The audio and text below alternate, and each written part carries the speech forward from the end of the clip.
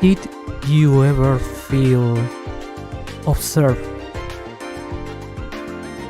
I feel like I came back home after a long time of doing some random content in and out in an inconsistent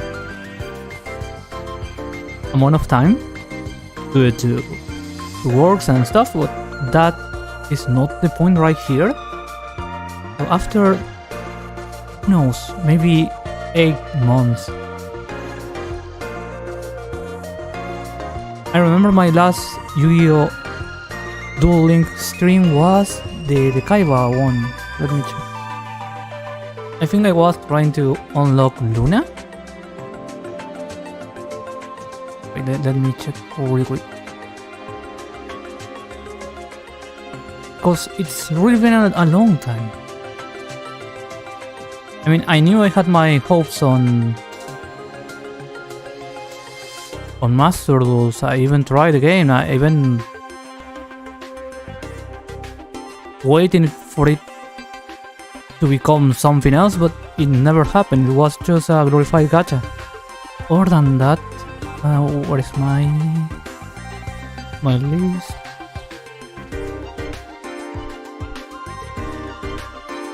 Oh, there one.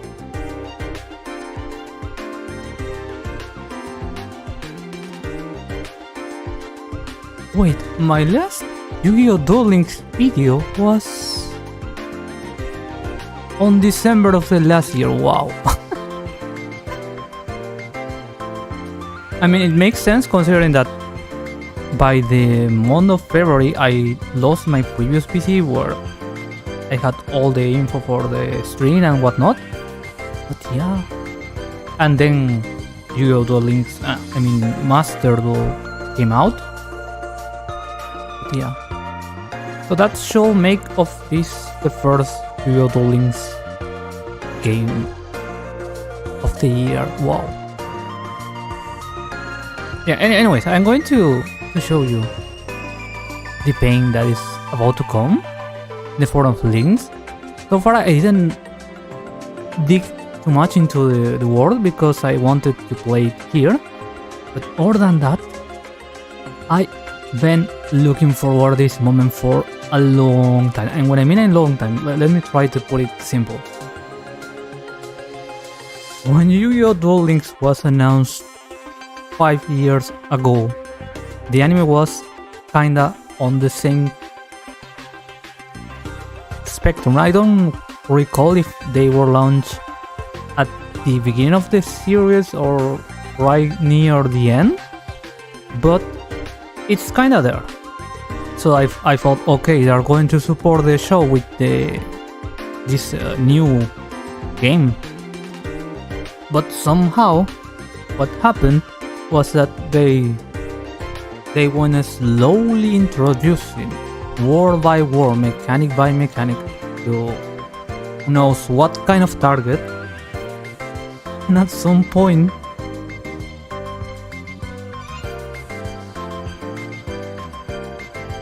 people were fine without links.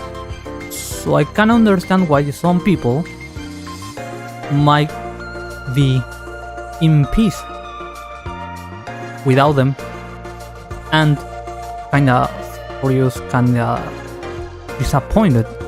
But then again, this game is called Duel Links, not nostalgia duels or whatever.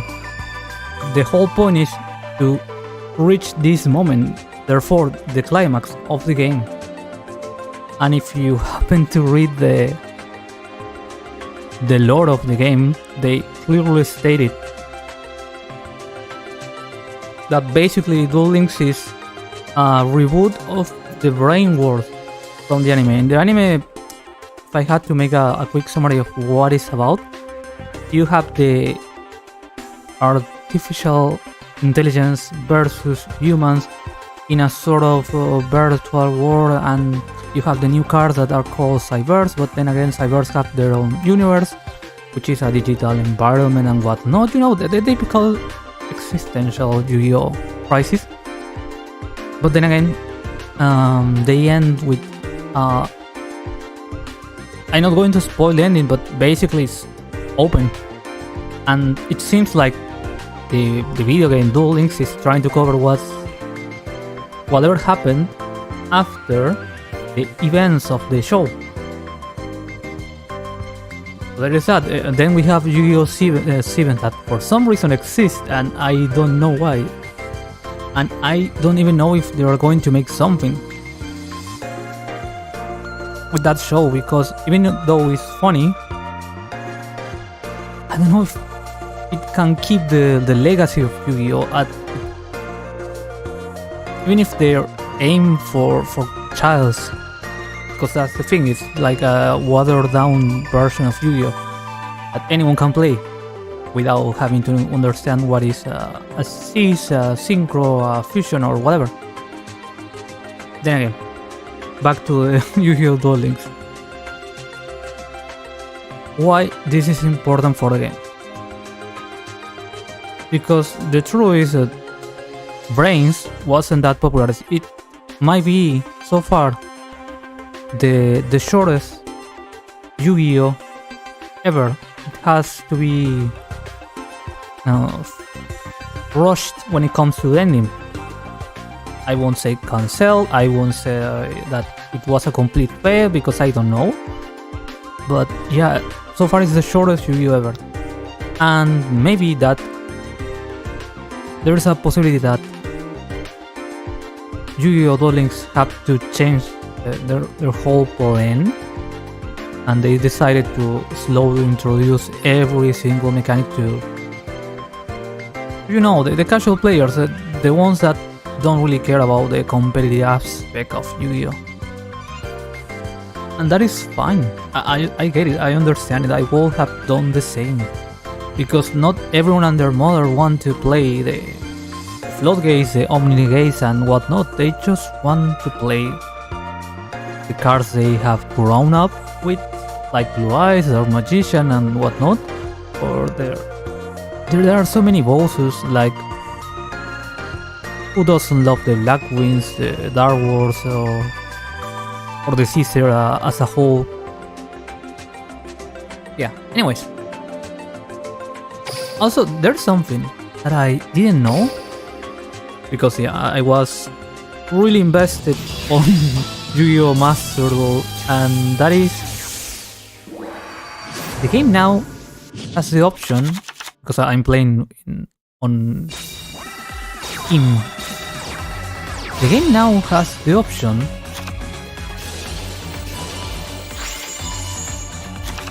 for Japanese voices, and that on itself is an insane motivation for me to play. Yeah, I'm going to burn my stamina, and then I will slowly go into the whole process of deconstructing the whole Link summon mechanic. Because it is going to be hard, yes.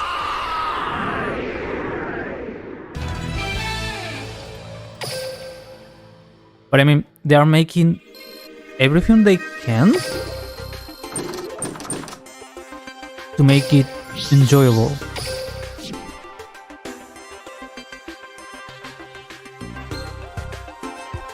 Okay, by the way, the deck I'm going to use, as you can see, is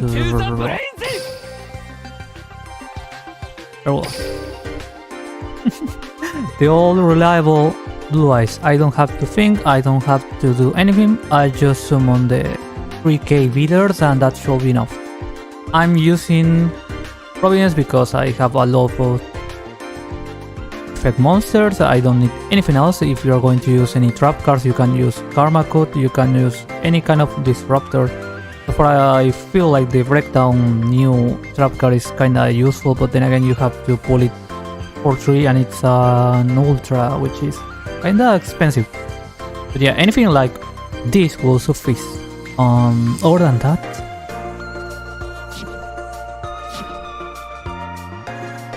this character, Soulburner, will be broken because Salaman Gret, once they have the full support, going to be link after link after link after link spamming, similar to the what's the name? The metal foes that call each other and break the scales and get a free fusion summon. Okay, this card used to be super competitive, this deck, back in the TCG. So expect it to be really competitive in Duel Links as well. So yeah.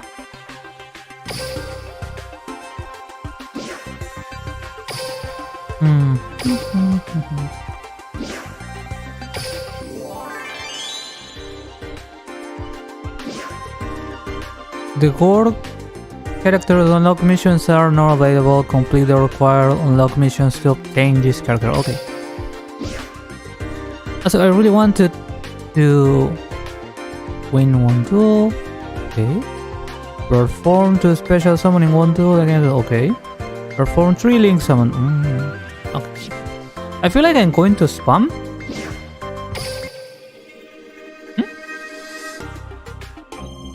Yugioh DUEL LINKS. I forgot that Yugioh had the connection issues.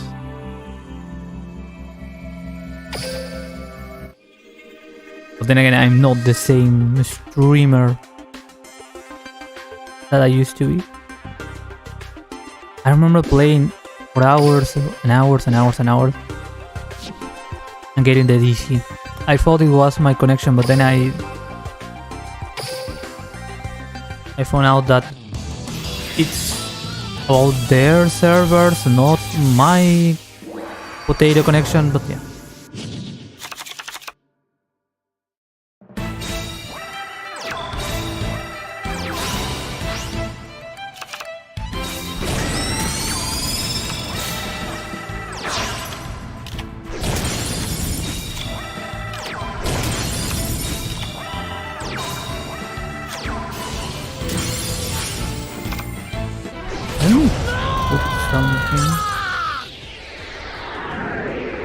If you have any doubt, wait.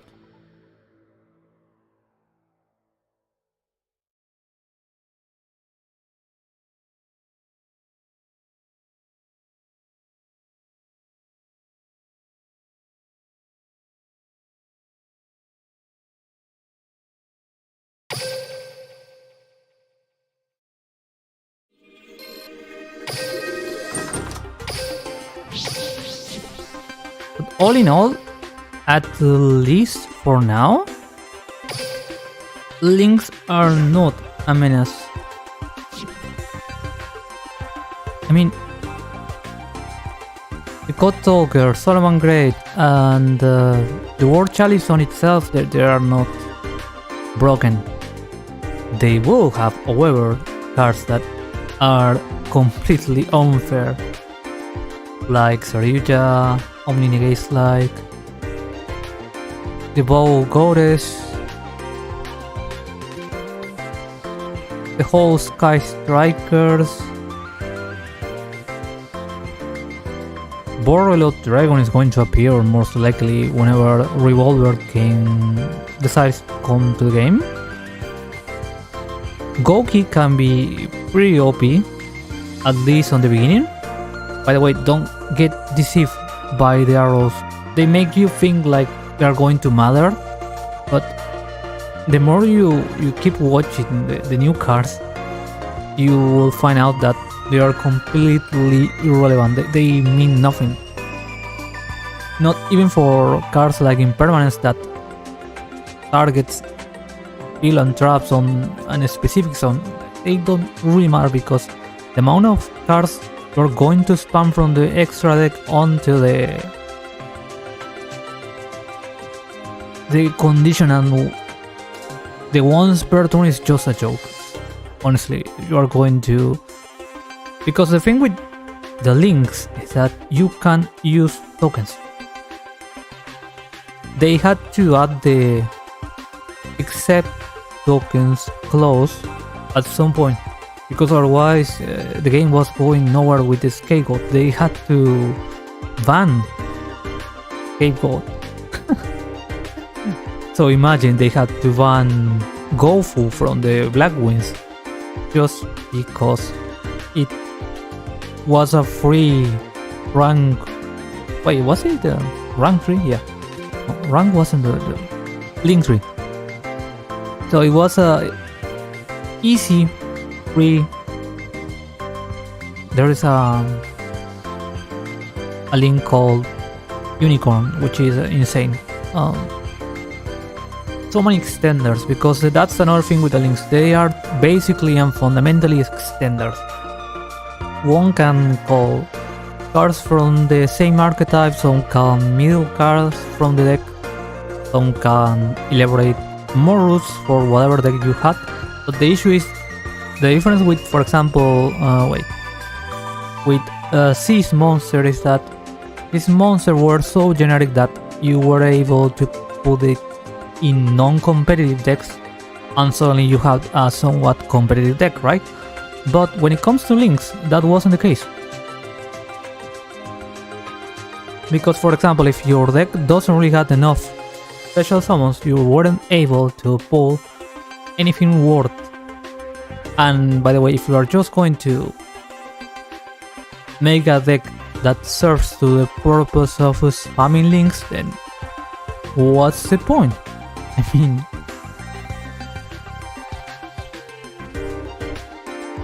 so yeah, even though some old archetypes receive links and will most likely get them on Duel Links,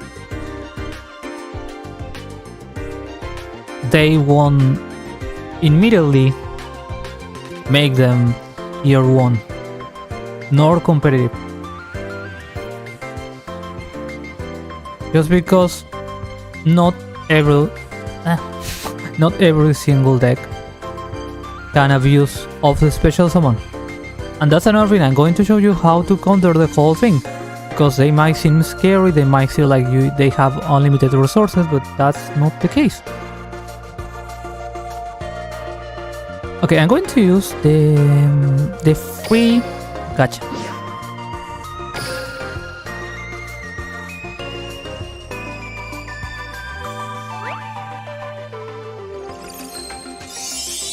Ooh, shiny. Stripping partner, stack reviver, lane administrator. The Cybers, new type, they are kinda bad. And they will be bad for who knows how many generations, how many expansions, it depends. But generally speaking, they never got enough support to make them relevant. Just in the end, when they launched the I cards, they will be somewhat OP, but we have to see. You know that Duel Links is its own world when it comes to meta.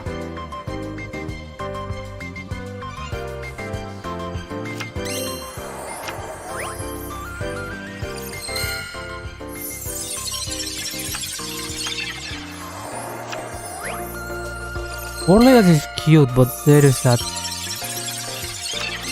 Like, basically you can just have more normal summons, but that's pretty much it. They have one boss, which is I don't remember the name.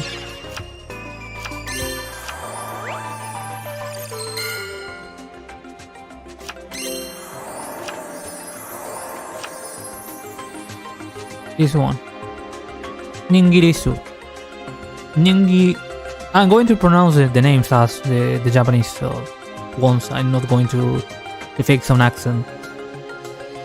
But yeah, Ningirisu is like a decent boss, but it's not broken, it's not OP, it's not going to win you games. I do know they have one which is better. They didn't release it yet. If these cards link summon the raw cards equal to the numbers of war charge monster this card points to. Again, don't worry about this so much because it's not going to matter in the long run. You can only use this effect of negating the word Chalice Warrior once per turn. Again. You can send one card from each player's field to the graveyard. If this card is sent from the field to the graveyard, you can special summon one Word Chalice monster from your hand. I mean, yeah, basically you're just with a removal and an extender. Because the idea is not to end with Ingreso, but rather to keep and progress in the play until you can get the other Word Chalice Link monster. I don't remember if it wins attack points. But yeah, it's a fun deck. It's not going to go anywhere else from that point. So if you ask me what should I get when it comes to links out of the pack, maybe the Code Talker, but just for the sake of being generic. Other than that, is going to be easily replaced in the midterm, not even in the long run. What else? I mean, if you want to get familiar with the links, you can use the Goki deck. It's absolutely easy. They are just quote honest quote kind of deck. They basically just special summon units, and the units are going to keep the aggro, and the aggro is basically just about winning attack points and whatnot. And just like, for example, if this card will be destroyed by Battle of Card Effect, you can destroy one of your monsters this card points to instead. Just like Six Samurai, you can just sacrifice other target and you shall be Gucci. What else?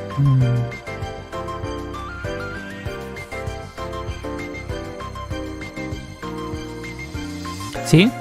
One normal monster except a token. They had to add the token clause at some point. But yeah, you can get one of these until they release Link Spider or Link Revo. But then again, it's just a temporary solution. Link Spider and Link Revo. Link Spider doesn't really have any useful effect. It's just a Link 1. And that's enough to keep extending the combo. And when it comes to Link Revo, it has a useful effect. Sometimes you just want to start with Link Revo and do nothing else if it's your first turn, but yeah, depends.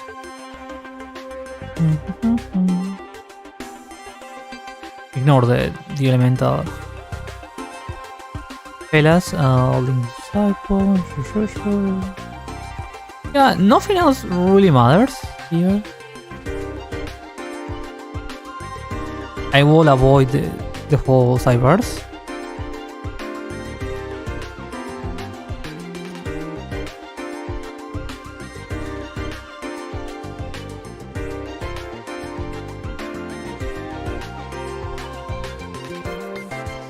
Yeah, then again, I will try to get this one too, but only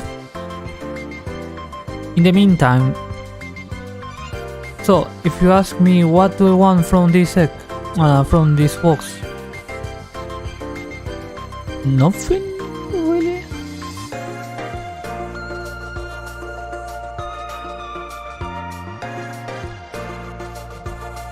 I mean, if you're a magician gamer, you can get the Eternal Soul, but that doesn't really have to with the links. Signet Mining is kinda okay,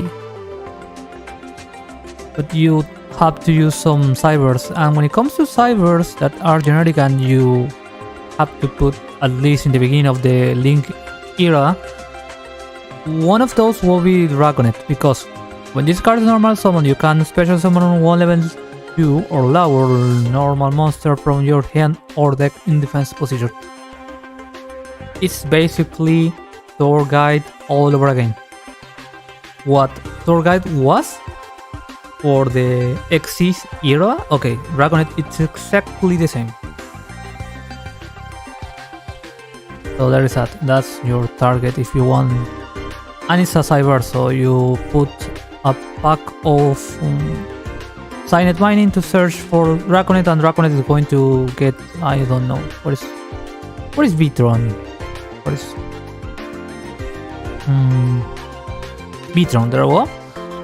And that's pretty much it. You put 2 and 2, and that should be enough.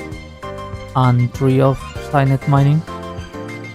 I like that you get the pot of duality on this pack, but that's everything I have to say about the whole pack.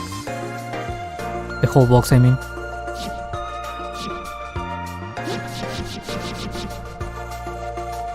Go back! Let me go back! Oh, wait. I can't confirm the guaranteed, or I can't reroll, I don't know.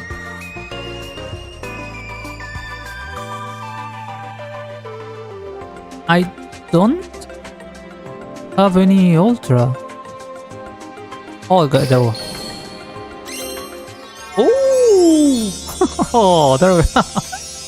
Nice. Okay, that made my whole box. I don't need to pull anything else. Nice.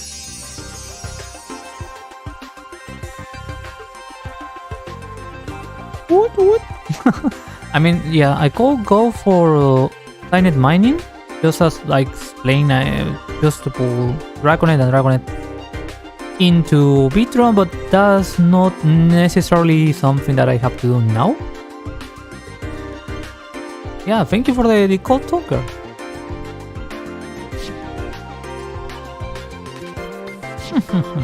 Now, when it comes to the Cyber's code, let's see. This card is amazing. Links layer. If you control a monster, you can special summon this card from your hand. Once per turn, you can discard up to 2 cards. Then target that many skill traps on the field, destroy them. A free body, removal, and a cybers. So you can put that into your generic toolbox for Cybers monster. I used to play this card on my Lightsworn deck back then.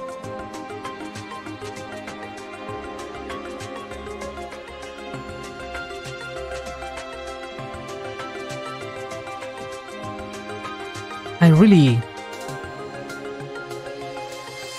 wanted Lightsworn to be competitive, and even when we had the card named Curious, which basically was a free meal 3 cards from your deck or something like that, they weren't enough to make Lightsworn competitive. But yeah, let's see. The Great Buster, okay, this boss sucks. Microcaller, Launcher Commander. Link Streamer. Imagine streaming. Wait. Yeah, Cyber Backdoor. Okay, other than in Code Poker, the whole deck sucks.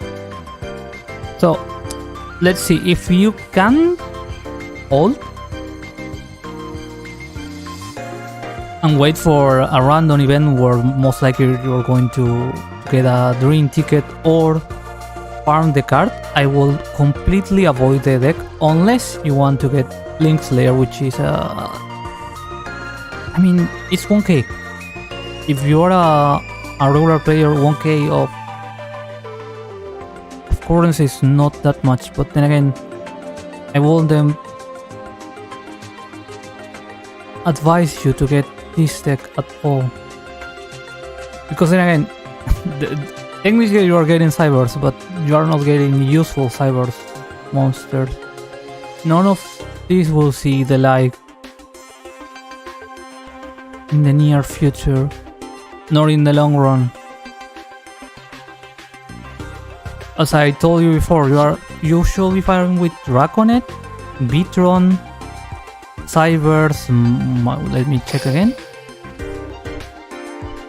You should be fine with Signet mining, because you're going to target only level 4 or lower.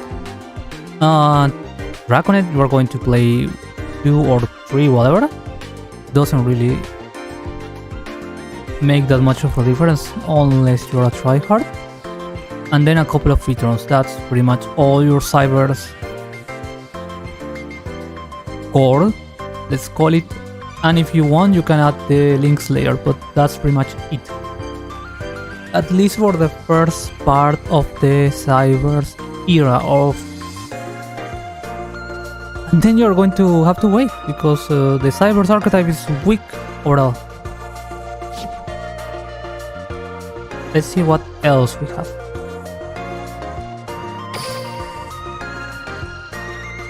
I feel like my relationship with the gacha in Yugioh DUEL LINKS was like, okay, open your packs, because otherwise you're... Let me show you.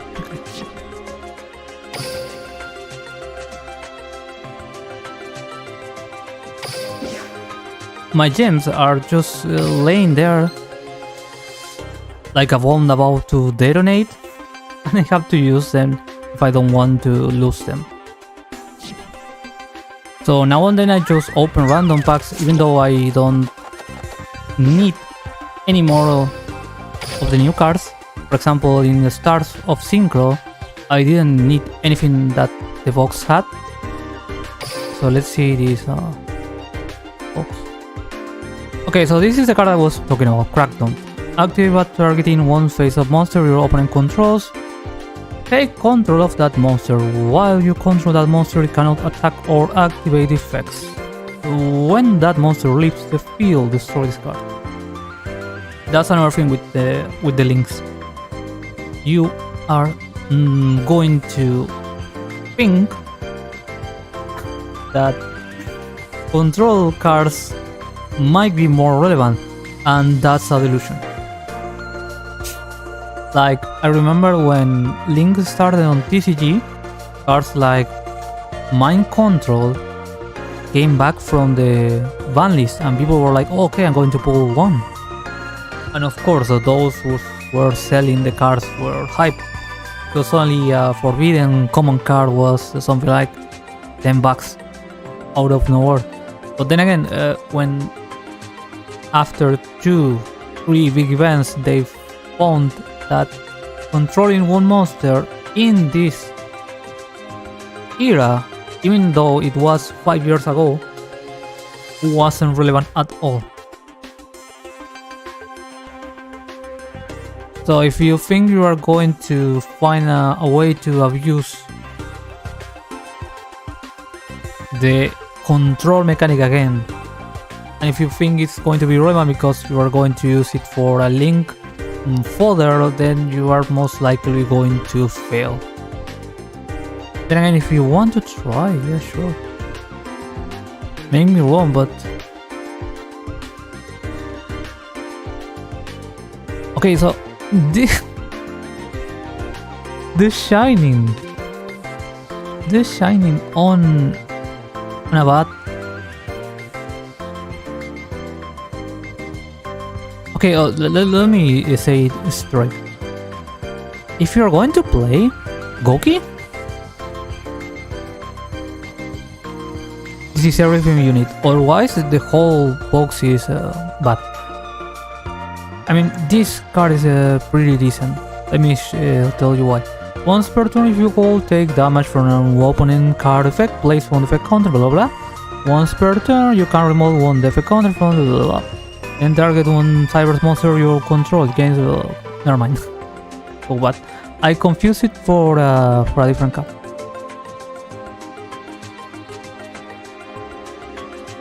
Oh, I read this, but click clown.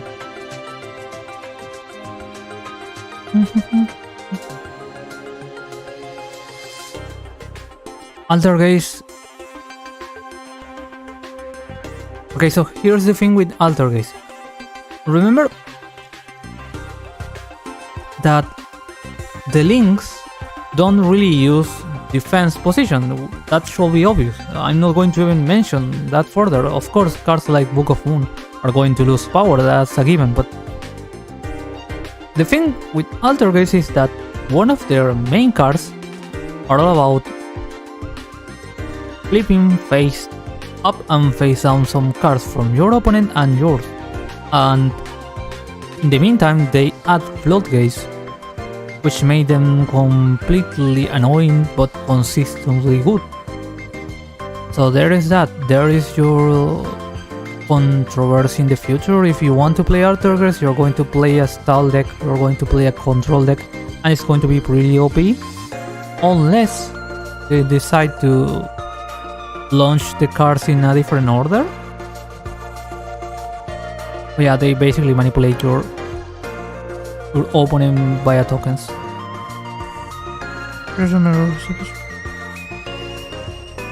See, you basically the whole thing of Altergeist, you get a token and then you have the broken effects. Well, this card is in the monster zone. All other Altergeist traps you control cannot be destroyed by card effects, and so neither player can target them with card effects. Okay. And that's just one of the cards. So yeah, that's another archetype to look out for, Altergeist.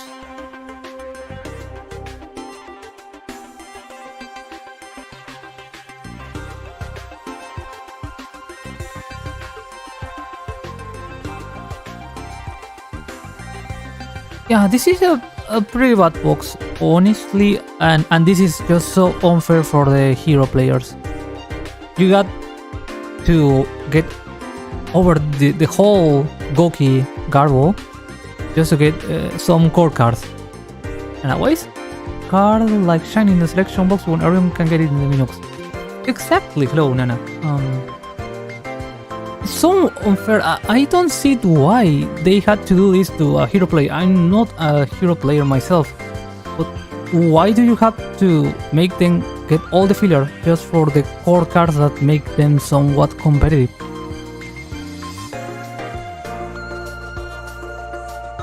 I mean, there was a point where for the Shining and the other masked hero that I don't remember, the one that removes. Ah, the other one. Okay, that was everything heroes had to compete.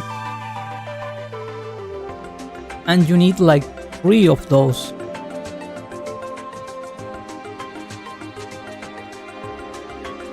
What was the name of the... Me?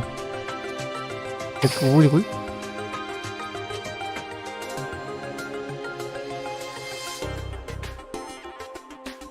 Oh, you can get the related cards.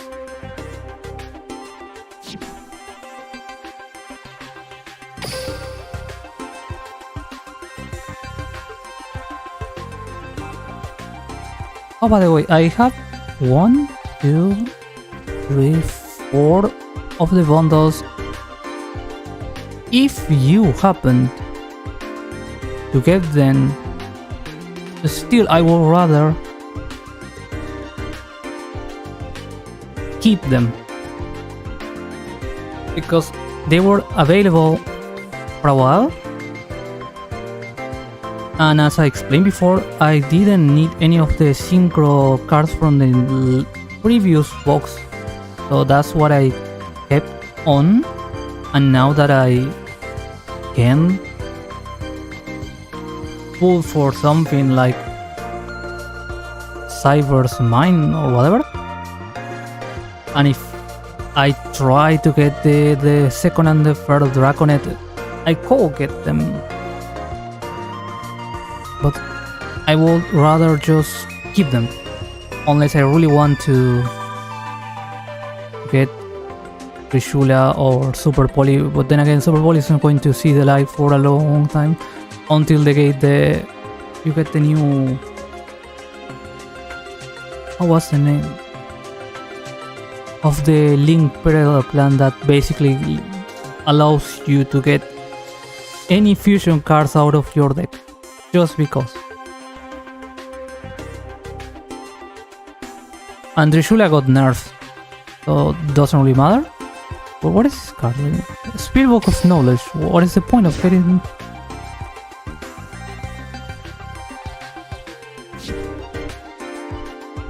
Yeah, out of the bundles, I will get the one with Super Poly if you are limited on the gems and Orgat.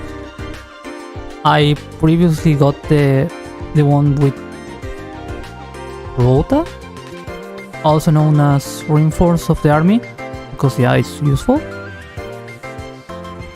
But yeah, most likely we're going to get them all, because then again, if you play Yu-Gi-Oh!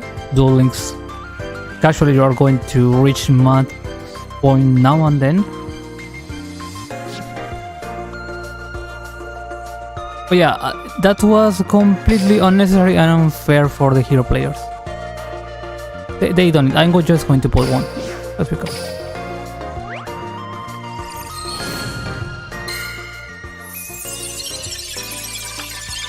Garbage collector. Okay.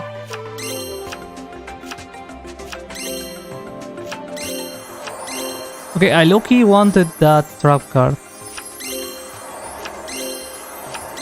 Oh, yes.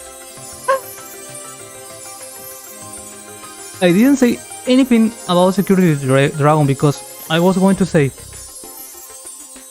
it's a generic card. It has a nice bounce effect, but then again, I wouldn't recommend you to try to pull just for the sake of Security Dragon unless you got them randomly. But there we go.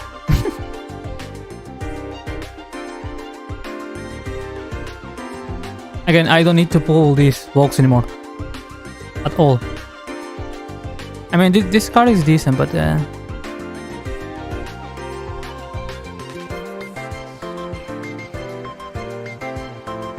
yep, I don't need anything else.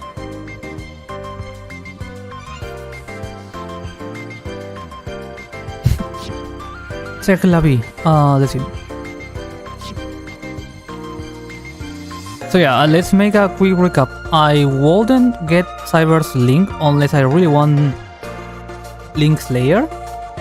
And in Code Poker, I wouldn't get the box unless I'm a poor hero player. And when it comes to Link Revolution, if you can get yourself Signet Mining, Draconet, and Bitron, you shall be Gucci.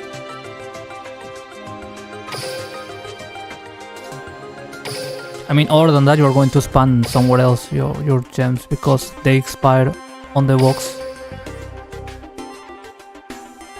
My next span shall be in 2 weeks. Wait, yeah, basically.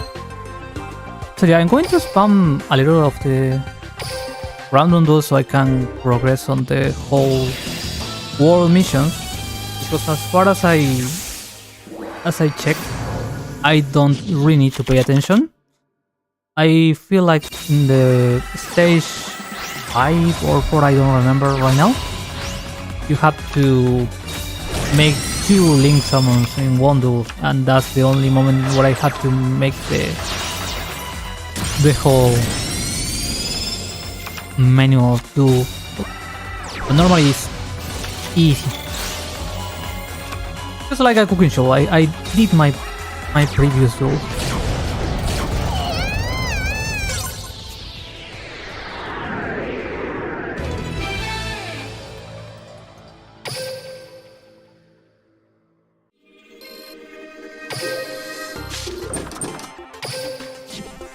Oh, by the way, we have the Rio event. I honestly wanted to make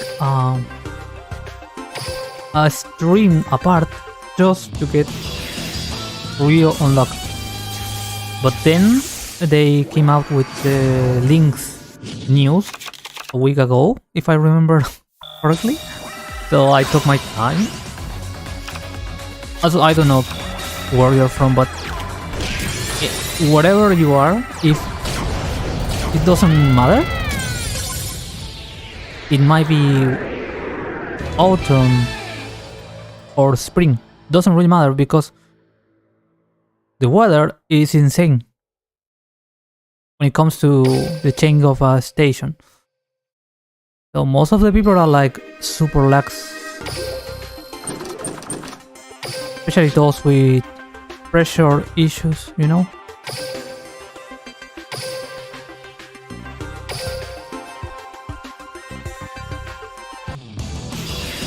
I really took my time. That's the whole thing.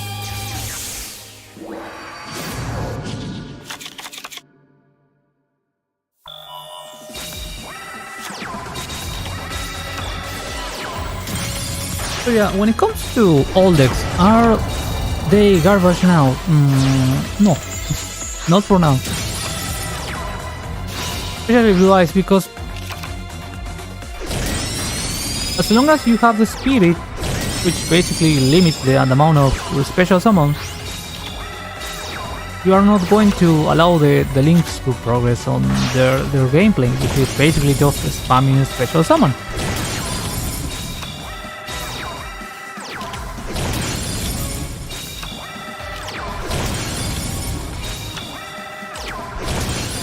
Also, there's another fun fact, and you don't have any of the Dark Magician or Blue Eyes as link cards, and never will, most likely.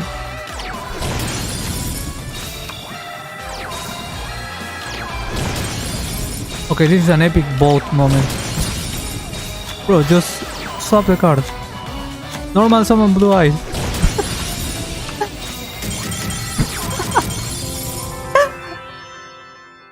Why? Okay.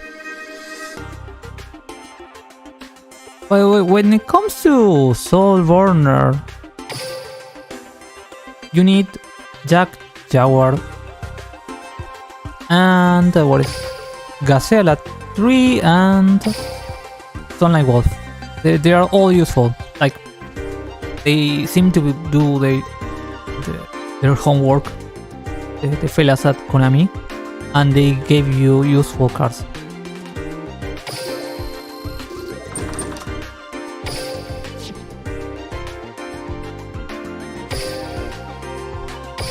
Okay, so I got beaten by that kid.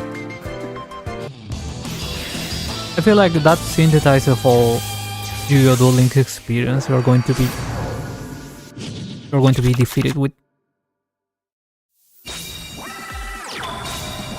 grace by some random kids using their phone.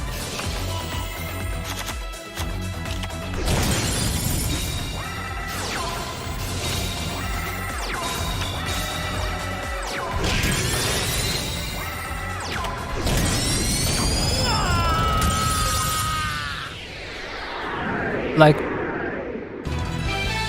I'm burning in stamina and all, but what I really want to do, once I'm done with that, is to play against some characters. I really want to listen them on Japanese without having to add third-party programs and whatnot. I'm not delusional, but you know.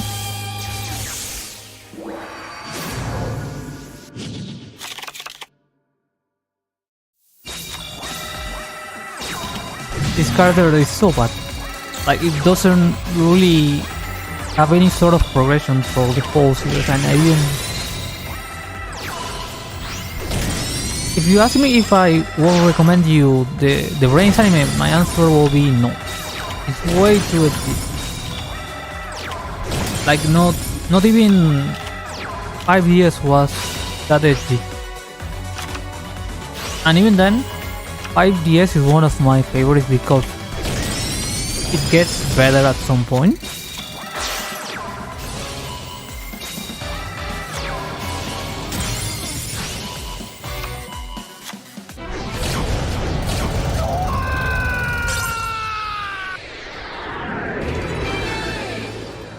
Yeah, I wish there was something I could say, yeah, I love this part of Brains. But everything they do, the new mechanic, the topic, like the virtual reality, the virtual world, and the artificial intelligence, everything was so far from my comfort zone, let's say, that I never really had the motivation to keep past the first arc.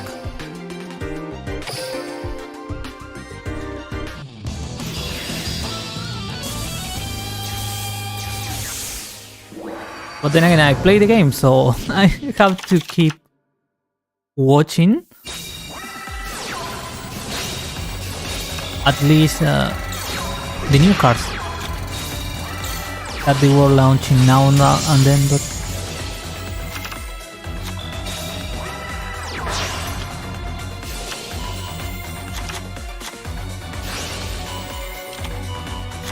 you know, the whole concept of power creep in the end.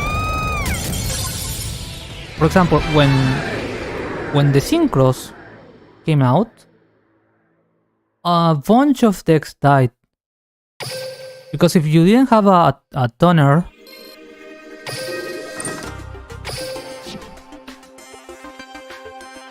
you were basically just privated from a huge boss monster. Then, of course, the synchros became generic, and some cool archetypes from the past got the new synchro cards.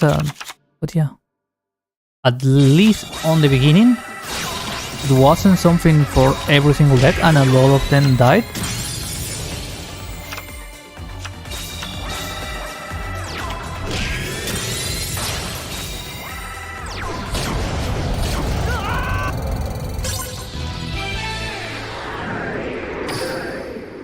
That's another reason why people love the Exist era, and that's because even though they tried to kill the synchros back then when they came out, for example, you will have cards with the you can't use this monster for synchro summon. They had to add the clause to not make them easy to abuse. But the good news is that they had a huge, and I mean a really huge, toolbox for every single old deck. And suddenly you had people playing, I don't know, the bloody Wakimeru. But since they were able to spam level 4 monsters, you have rank 4 toolbox Wakimeru after who knows how long. And that was healthy. You know, people with more variety of decks.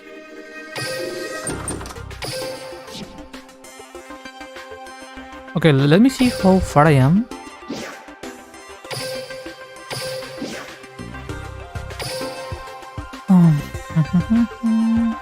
Without using any level 5 or whatever. Win 9 tools.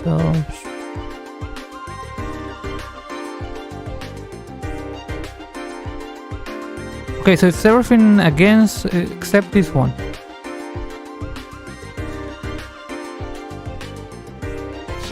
I happen to have the deck for that task. I'm just going to keep spamming Blue Eyes for a little.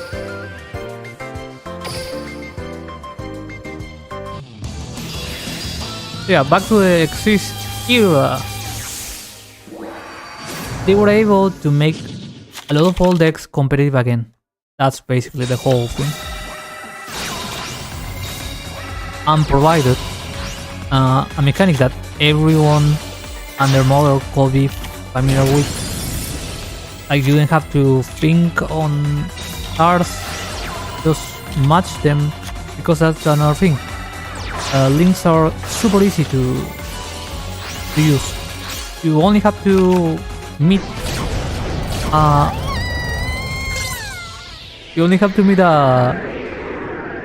a random requirement, which is normally effect monsters, tokens, whatever, doesn't matter, the level doesn't matter.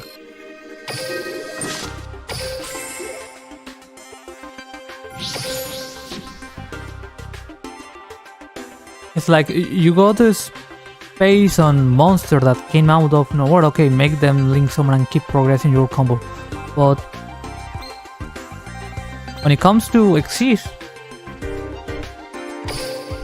you actually have to make some resource management. And by this I mean you have exist units that you have to detach in order to activate the effects.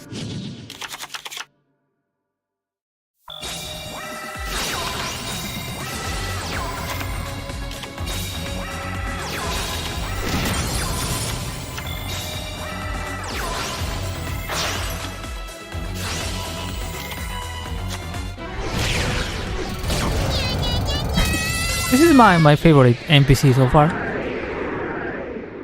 At least from this stage of the world. I don't know if they add a new one.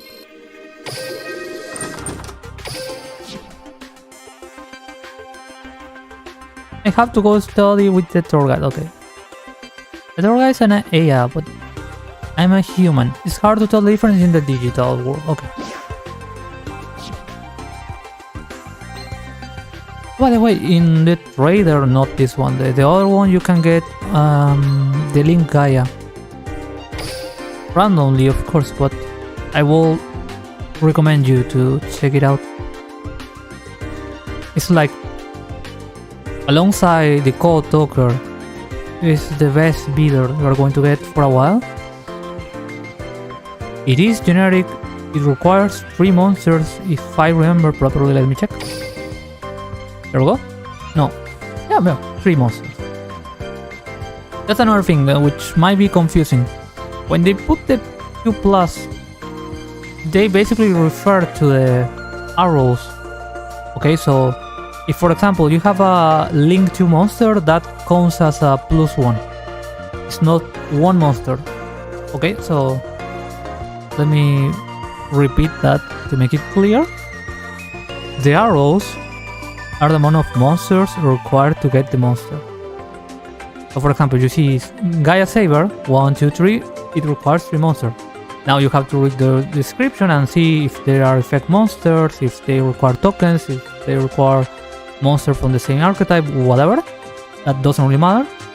But you can get the whole idea for the arrows on itself. So, if you have a link monster in your field with 2 arrows and you want to get Gaia Saber, you only need that monster and 1 more. Therefore the 2+. So you have to keep that in mind to not get confused, because otherwise it will be too costly to get a link monster, and that's not the idea. It's all the opposite. You don't really need more monsters. Yeah, it's a good card, it's a decent card. And it's free, because who does anything with the money on this game?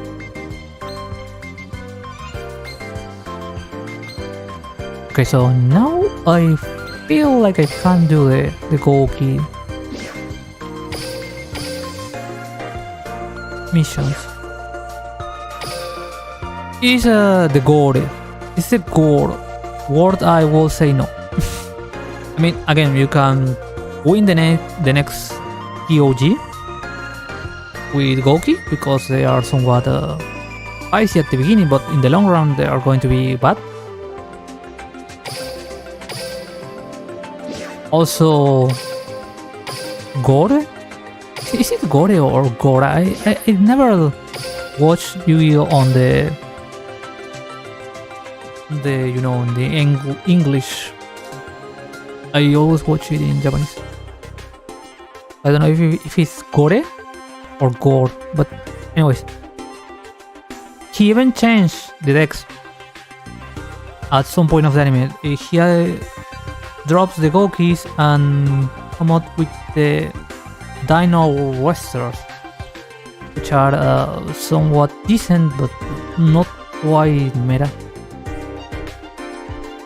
Okay, so I need to make 3 link summons, 2 special summons, and just win. Okay. I'm going to change my deck. Into the brains!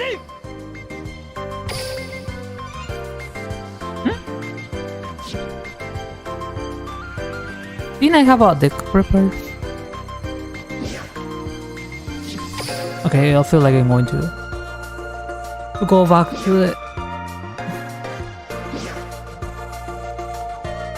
Because I only need our monster. That's pretty much it.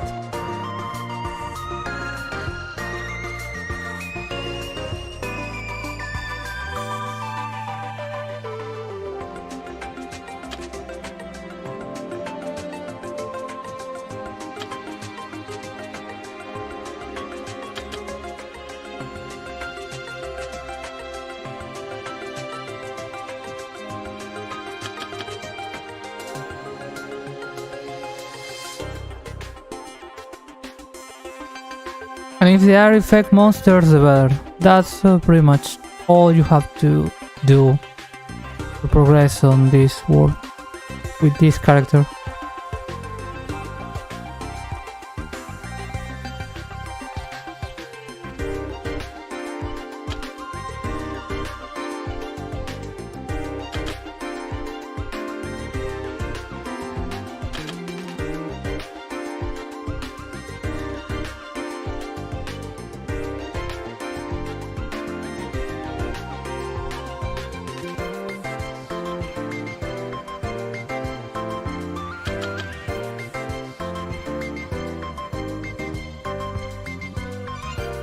You'll see what I mean in a minute.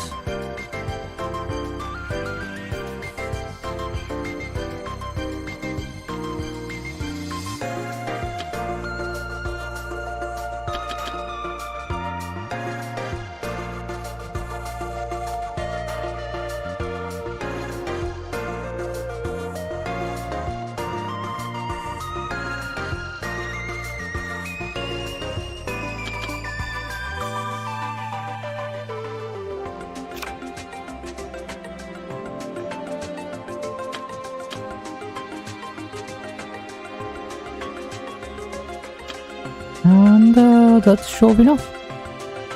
Oh wait.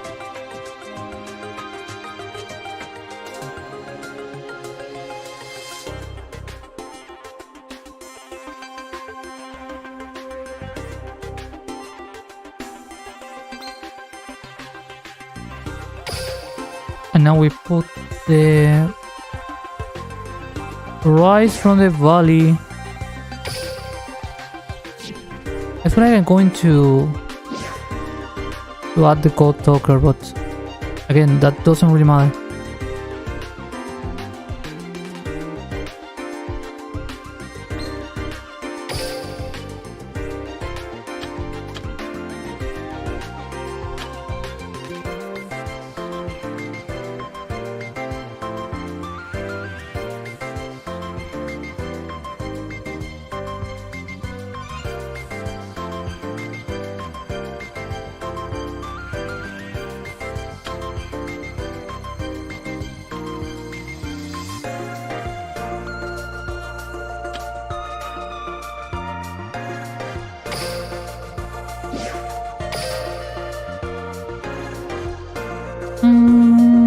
There we go.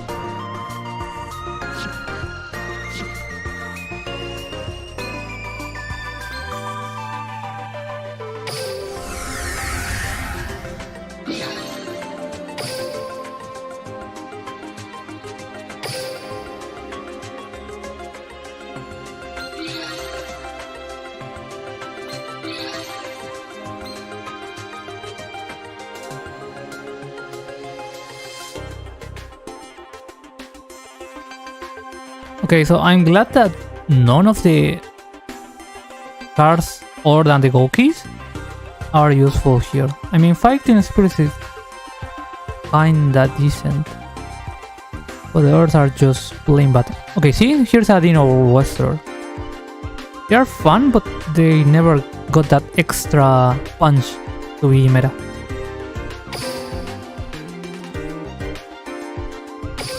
I'm going to try to win once normally and then try to progress with the rest of the quest, because I don't remember if I have to make 2 link summoning one duo or just randomly. スキル発動望むところだ。胸を貸してもらいますよ、ゴー鬼塚先輩。行くぞソウルバーナー。このゴー鬼塚、デュエルに命を懸けている点ではお前らに一本を引けを取らん。デュエル、俺をがっかりさせるなよ。俺のターン、フィールド魔法発動、合気デスマッチ。俺はこれでターンエンドだ。さあかかってこい。行くぜ、俺のターン。 90% of me ドロー just want to play Yugioh DUEL LINKS for the voices. That's just how much I love the seiyus they use, because you can say whatever you want about Yugioh, but when it comes to getting voice actors, they never disappoint. バルキリーナイト。 I love how these cards are basically the same. バトルだ。バルキリーナイトで攻撃。 I used to have a warrior beatdown deck, and this card was amazing. 俺をがっかりさせるなよ。ターンエンドだ。俺のターン、ドロー。ゴー When they got the... 俺は遠慮なく行くぜ。ターンエンドだ。俺のターン。さドロー Technically it's a retrain. A retrain is not a remake, but a card based in another old card. So when they did a retrain on Command Knight as Valkyrie Knight, I was so glad. I think I have them on physical. Okay, so I could win just by summoning Command Knight, but then again I have to find some link summon. See, I could just keep on.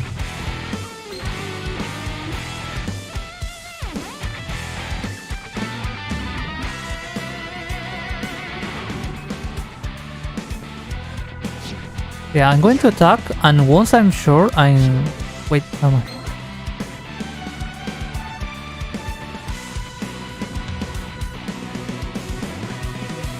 Ah, nothing. I'm going to leave it on the bare minimum, and just then I'm going to spam link summon. よし、攻撃だ。おー、フィールドから墓地へ送られたアイアンクローの効果発動。 Yeah, whatever. デュエルはまだドロー。ターンエンド。魔法カード発動、戦士の聖剣。合気 Oh, by the way, all the characters on カードを伏せる。 all the characters on Braves are traumatized. まだこれからだ。 I can't spoil you why, but ガンガン行かせてもらうぜ。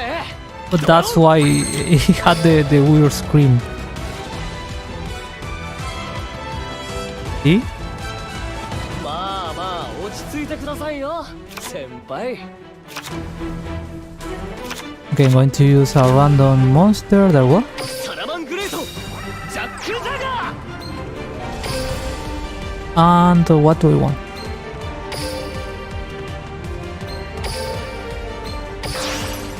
ー。見せてやるぜ。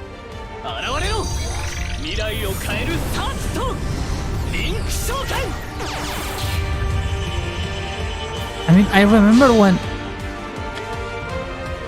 links were announced alongside the Master Rule 4.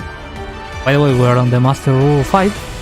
People were super excited because the promise was that links were going to make the whole game lower.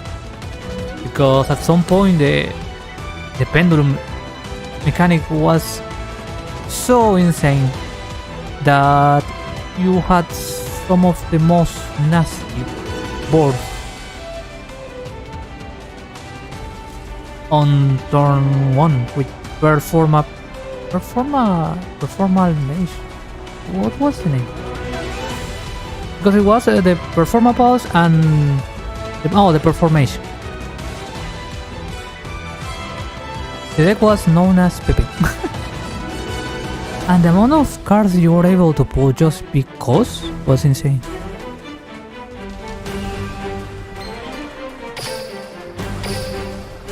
よっしゃーターンエンドだ俺の見せ場はここからだ。俺のターンドロー豪気万ロック Oh, there we go. 現れろ俺様のサーキットアローヘッド確認モンスターをリンクマーカーにセットサーキットコンバイリンク召喚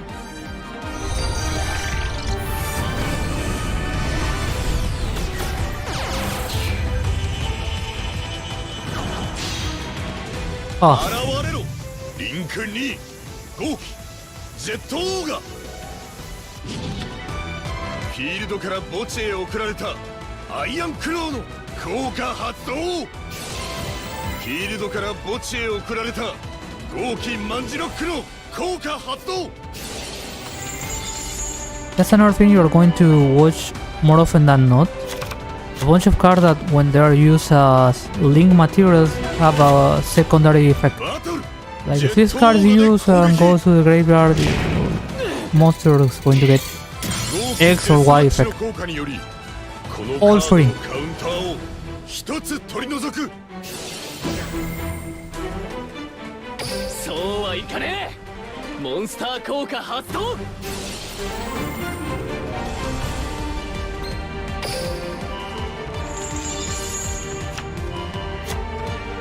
俺はゴー鬼塚俺は何度でも立ち上がるよしターンエン一気にド決めるぜ俺のターンドロー I mean, I feel like I'm going to play safe. さあ来いモンスターを召喚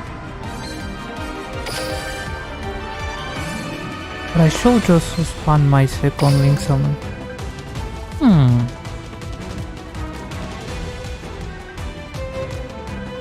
Yeah, I'm just going to attack.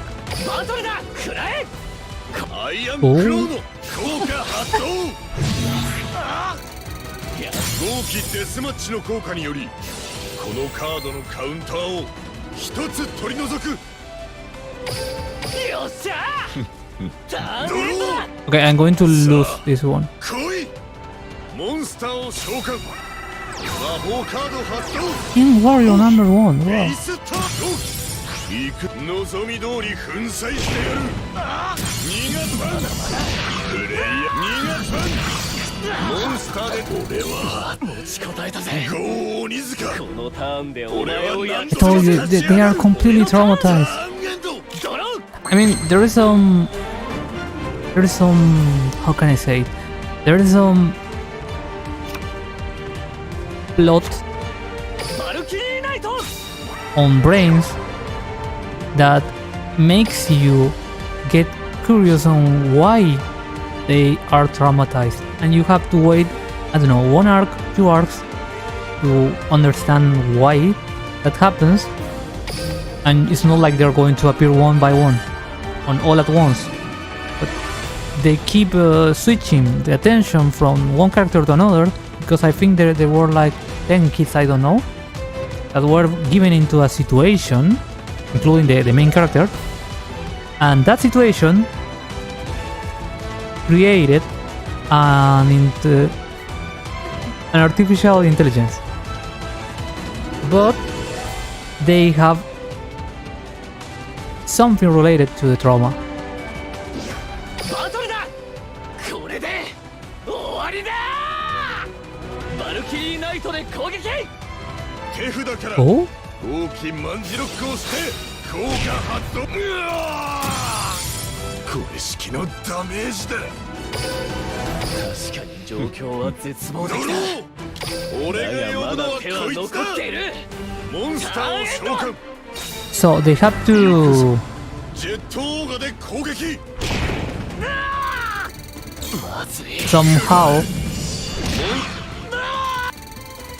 やっぱりすごいよ。もう鬼塚はデュエルの腕もさすがだけど、そんなあんたとデュエルできたことが本当に嬉しいんだ。俺は何度倒れようとも何度でも立ち上がる。そして何度でも俺を信じてくれたあいつらの元へ帰るんだ。 ah.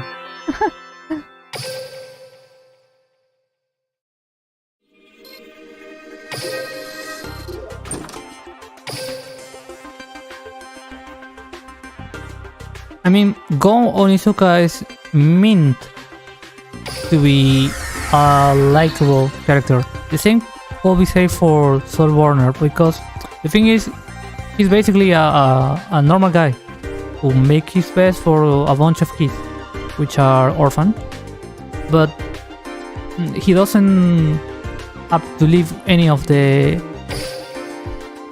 circumstance that the other characters with the eyes have. So they are basically just trying to give a hand to the main character, but as a normal person, you know. And even then, he somehow wins the respect on the traumatized kids. これが俺とフレームの望み。行くぜ。俺のターン。 Okay, let's see. My idea for this duel is to win. Just win. I don't care. Because I wanted to see if he was going to pull a powerful link, and even at level 10 is somewhat competent. So I can't just leave casually a monster on his field. Pokias are just that strong.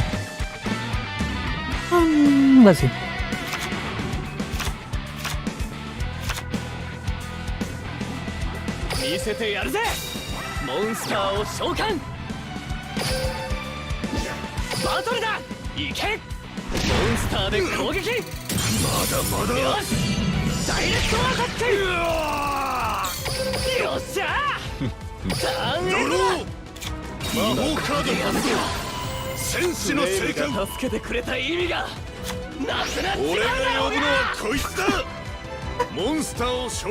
Yeah, basically, a bunch of the cats are crazy. 俺の進化はまだこれからだ。ガンガン行かせてもらうぜ。ドロー。さあ来い。モンスターを召喚。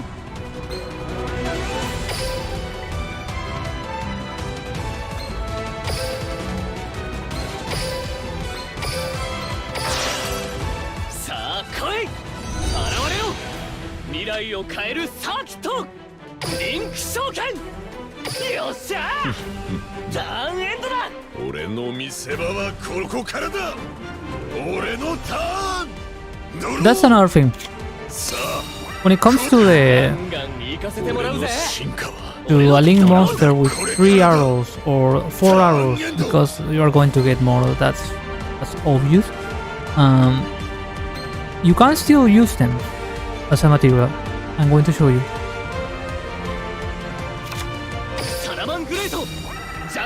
See? So it's not like I explained before. See, Security Dragon has 1 arrow, but it requires 2 monsters. Oh, never mind. There's the other arrow. Okay, so Security Dragon has 2 arrows and requires 2 monsters. The Code Talker requires 2 plus, which is not exactly 3. It can be 1 link at 2 and 1 monster. Therefore, the 2 plus. So, if I want to make any of the monsters, you see that I have one with 2 arrows, another with 2 arrows, but then again, I have... Oh no, never mind. I need to up the...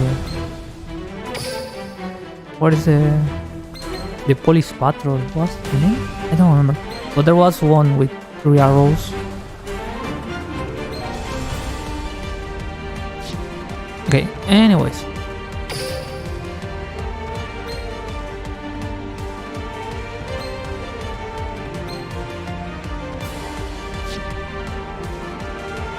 I'm going to hit for game. バトル勝負はもらったぜ。攻撃だ。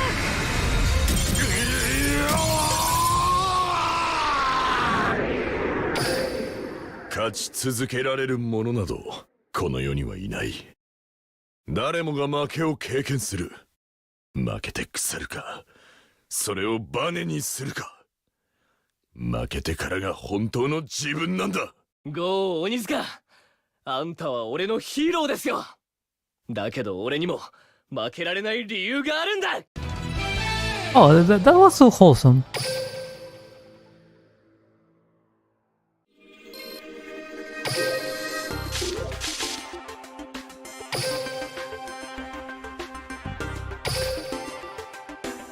Okay, now I have to focus on my quest. Let's see. What? Oh,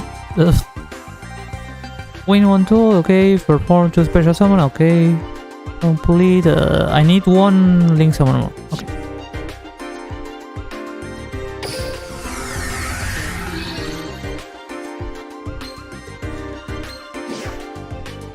Yeah.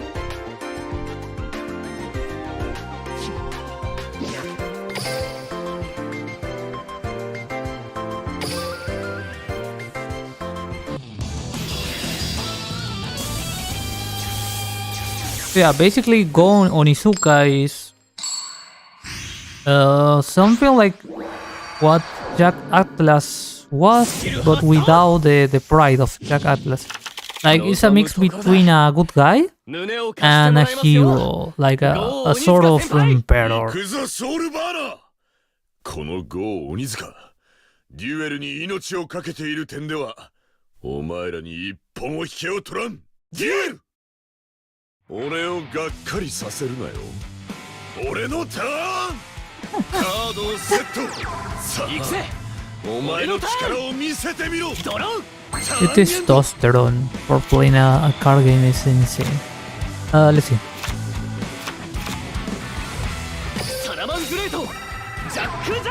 Remember, I just need to link summon. I don't even need to win. まだまだ。俺をがっかりさせるなよ。俺のターン。 By the way, if you're wondering why I'm using fire monsters, because the Salaman requires you fire monsters.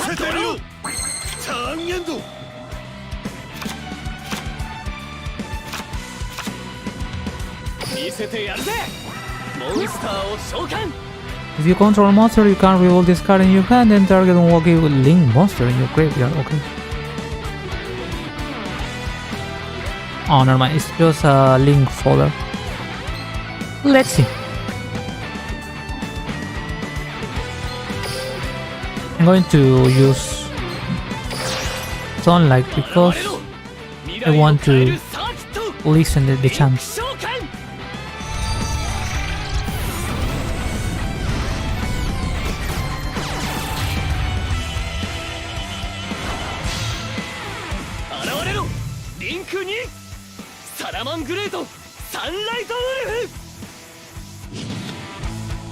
I was never able to like them, the Salaman Great.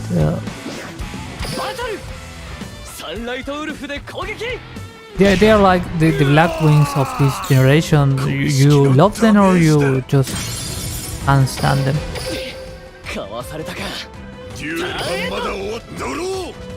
見せてやるぜ。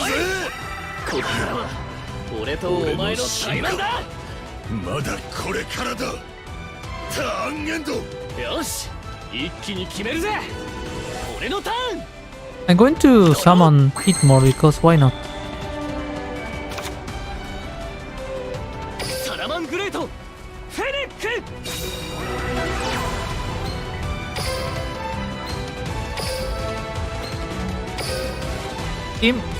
This is what I mean. It says 2 plus fire effect monsters. Links are considered effect monsters. Unless they don't have anything here. So you can get them 1, 2. But since it's a link 2, it counts as a +1. I know it sounds confusing at first, but it's really simple.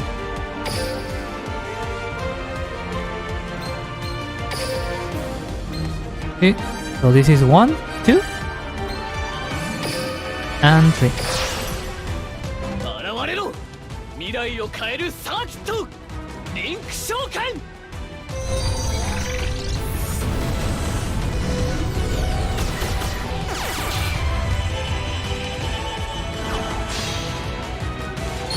現れろリンク3サラマングレートヒートライオンリンク召喚に成功したヒートライオンの効果リザウディングロア This card is linked summon. You can target one card if your opponent's spill on trap zone. Shuffle into the deck. Once per turn during your main phase, if this card was linked summon using Diamond Hit Leo.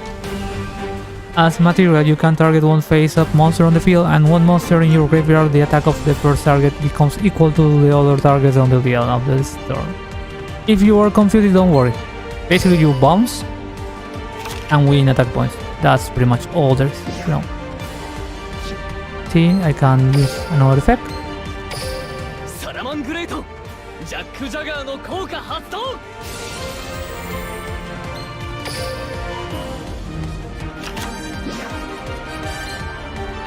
サラマングレートジャック・ジャガー I'm going to play this card just to get an extra ペンデュラムスケールをセッティング on my win rate. You know, playing Pendulum Summon. これで終わりだ攻撃だ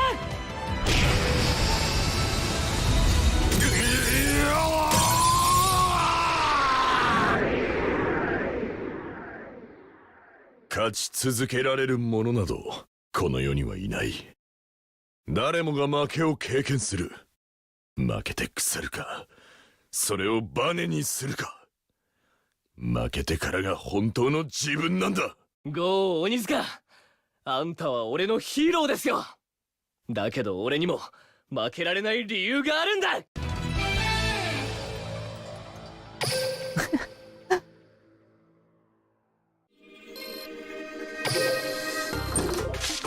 I'm low-key wanting to watch this anime. I mean, it's not terrible, it's just edgy.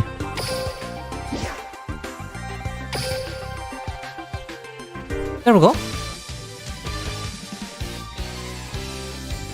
When I fought in Link Reigns, I made a lot of mistakes. I only care about my pride and that cost me everything. Wait. So there is that. I kinda get, as I explained before, that Duel Links is basically an aftermath of the events on Link Breaks. But not everyone watched Brains, so whenever they talk, they are past the anime. So if you want to know what happened with Onizuka, you have to either watch the anime and come back or just get the spoilers out of the blue, because they didn't care at all when it comes to avoiding some spoilers. But then again, they are so vague. They don't really tell you exactly what happened.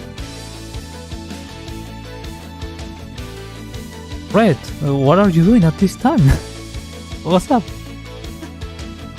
But even during those dark days, there were those who cared about me, waiting for me to come back to my senses. They are the reason why I'm standing here today, back to being who I should have always been. I just finished screaming. Nice, for you. I'm leaving. No, I really wanted to try the Link's one. I was really expecting to happen after 5 years, as I said before. This is insane when it comes to development. They needed 5 whole years to make all the nostalgia and casual players to get used to what it will be now, the Link era. And some people might dislike it, and I get it, but well, when it comes to me, it's the Links in Duel Links, you know. I was really expecting it to be a shorter amount of time. Did you change the language? Yes, absolutely. I say that 90% of my motivation was to use the Japanese voices, and I enjoy every single second of it. Like, I'm going to play some anime characters just for the sake of listening their voices. And I have to ask in the Discord, you know, the Duel Link Discord, they were added like 4 months ago, and I was like, what? I was so absorbed in Master Duels that I didn't notice. But this is the official Japanese voice. They have the option now finally on Steam.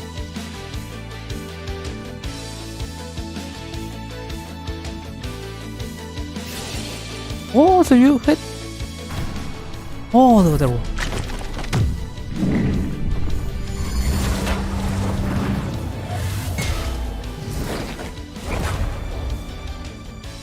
Oh, so they give you the ogre for free. Nice. I mean, as a skill, but nonetheless, it's useful. There are kids who look up to the Gore, I don't know, as their hero. I can't let them down. I'm back to win for them.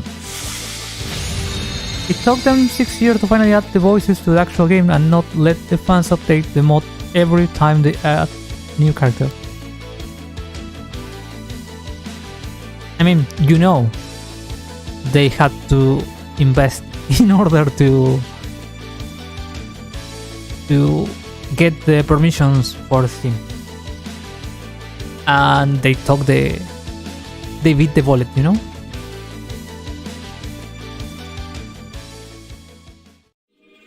Okay, let's check quickly. Go Onizuka.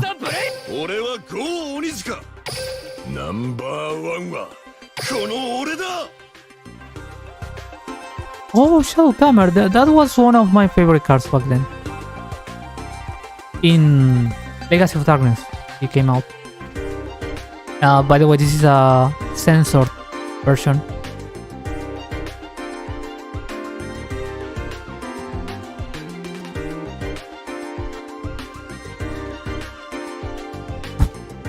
Okay, another bad starter deck, but let's see the prices.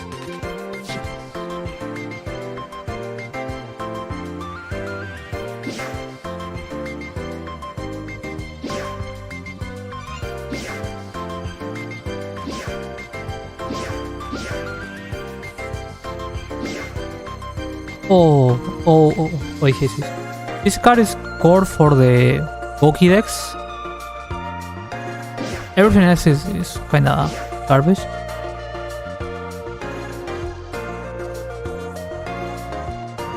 Yeah, at least for this character in particular, everything sucks except for the spell card. By the way, I made a Yu-Gi-Oh anime release today ago, and I'm really curious what your reactions to some of them. Let me check that after.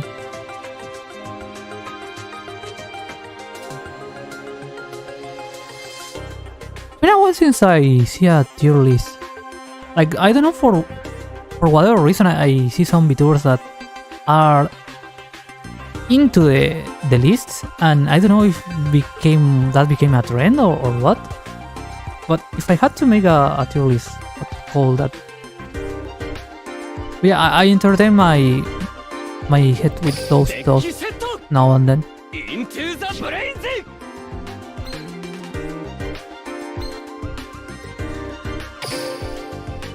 Okay, anyways, I would rather keep on Soul Barnard other than Go Onizuka because, as I explained, Soul Barnard has better cards all in all and better prices, and Goki are not that relevant in the long term compared to the Salaman Grey.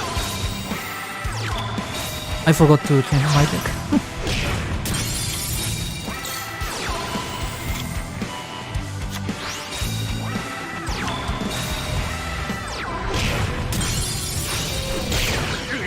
Oh, by the way, when it comes to, I gotta say, Brains was probably my least favorite Yu-Gi-Oh show, but Soul Warner was definitely a highlight. Exactly, is probably one of my few reasons to watch the anime. But then again, I will have to watch the rest, and I'm not going to. Like, Brains had a lot of problems in the making. But at least there was some character development that was worth to notice.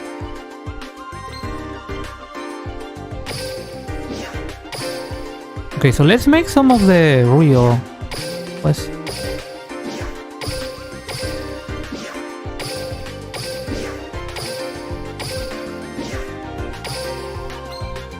Half of me is kinda glad that the Soul Burner is a starting character because I prefer him to Playmaker. I mean, I understand that there are a couple of reasons why you don't want to make the whole Cyber's pack powerful, and I get it, because they do become useful in the mid-term, especially when they get the Ignister cards, but for now, they are good as they are. Like, again, you can get a couple of Dragonets, a couple of Signet Mining, and a Vitron. That's basically all, the whole package of Cyber's cards, and a Link Slayer, of course, but other than that, because people don't receive links in open arms. That's the truth. They made the game worse for everyone, even though they were supposed to slow down the game. Wait, let me check the world missions.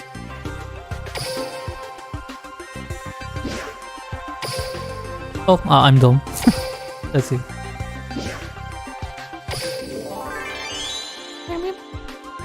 I bet the new character is on level 10 or level 12, I don't know.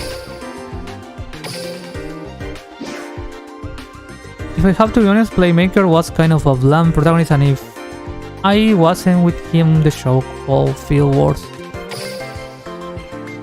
I mean, that's the whole point.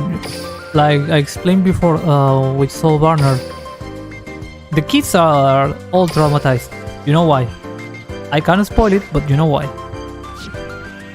So, in the case of Playmaker, you at the beginning only see an edgy character that somewhat only thinks.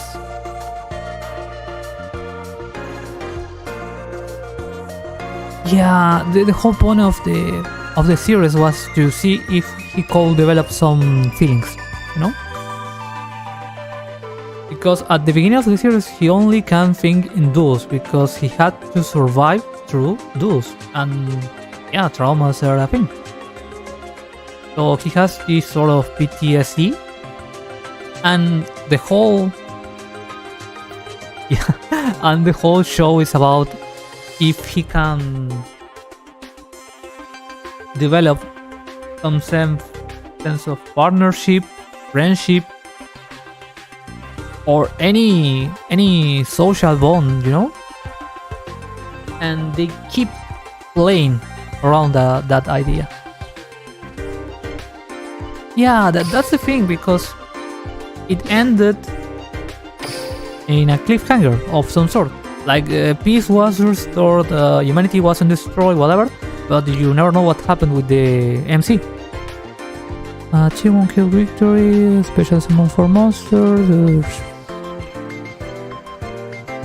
For monsters, achieve one win, use an window. Okay, I'm going to expand a little here.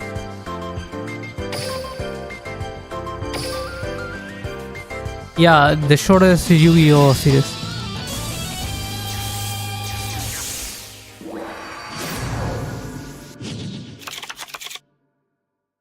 Like, I don't know how many chapters you have for sevens, but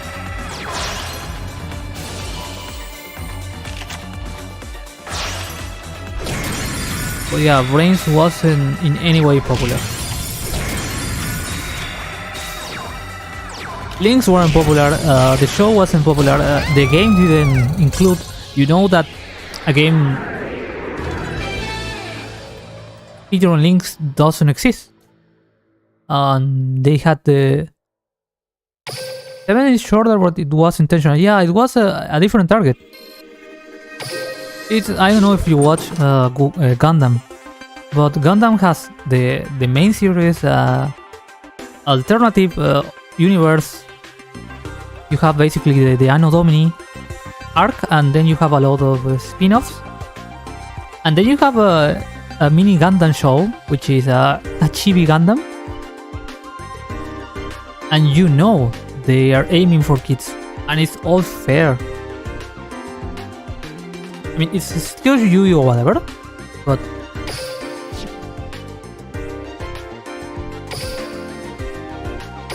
they're trying to interact with that kind of 10 years old person, so they might get interested in Yu-Gi-Oh later on. So, for example, the little kid would try the Rush Duel app just because, haha, the puny monster, even though the Rush Duel app is nothing similar to any. It's like a new game. They have the level of Yu-Gi-Oh, but it's a different thing. I need to change my deck, I forgot. Seven was actually more popular than Brain. Yeah, of course, absolutely. I mean, even the mechanic of a faster duel was more attractive. Brain failed to make a... Oh wait.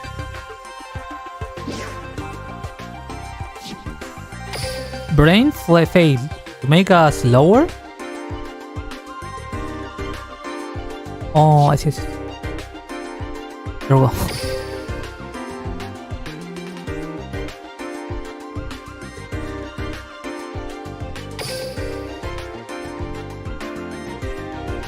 Wait, I need one slot more. Or was that an old deck? I think. Oh, there we go.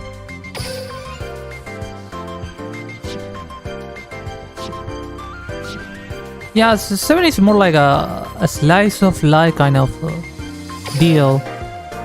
I really wish they could make the structure deck show into an anime.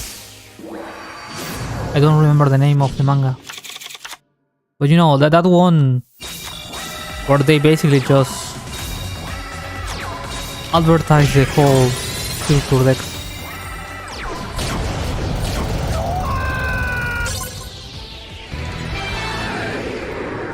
I feel like we don't really need to go back to the Shadow Realm or some kind of quantum magic.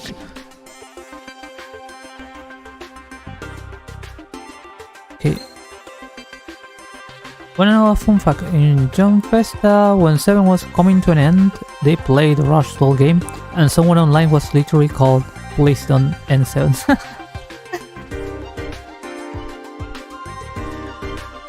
I used to watch the Seiyu games, like Akawa Reiji versus Yuya. You can find it on YouTube if you look for the name of the Seiyus. Yeah, they even have a random those like Jack Atlas versus Akawa Reiji, and those are amazing because they are not going to happen in any normal circumstance. I love them. Especially when they can pull the holograms. That's oof, so good.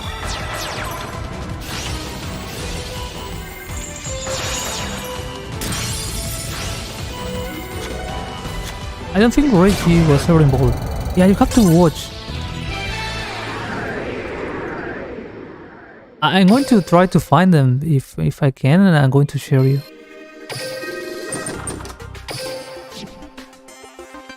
Reggie was like my favorite character on RB, I think.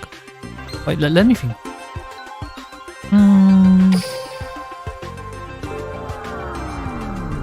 Yuto, Yugioh, Jack, Shun, and Yuya were involved in those two. 俺はユウト。エクシーズ次元のユウトだ。ペンデュラム召喚が一人だけの力かどうか、その目で確かめるがいい。We need more RB characters, like right now. Give me a second, let me check something really quick.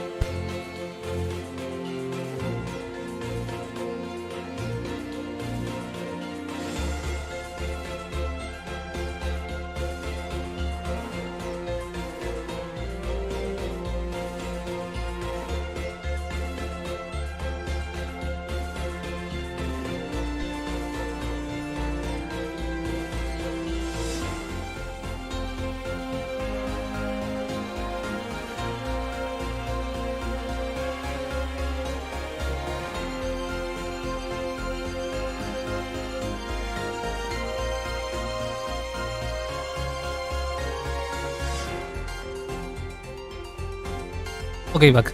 I don't think we can make a watch along on that duel, but I'm going to show you after. I really wanted to make a DDD deck when they came out because even at 3 zones, DDD is insane.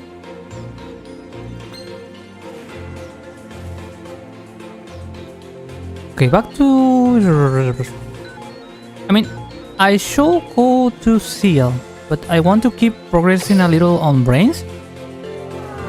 At least until I can burn all the stamina, and then going back to Seal just to get Rio. I mean, not Rio, but some of the missions. I gotta admit, well, RB when on a downward spiral is probably my favorite show for the console alone. Yes. Like the middle part of the synchro arc.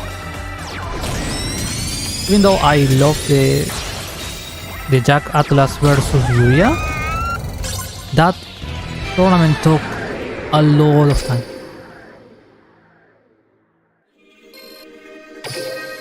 Well, it got me hyped, but it was so slow paced in comparison to the rest of the show.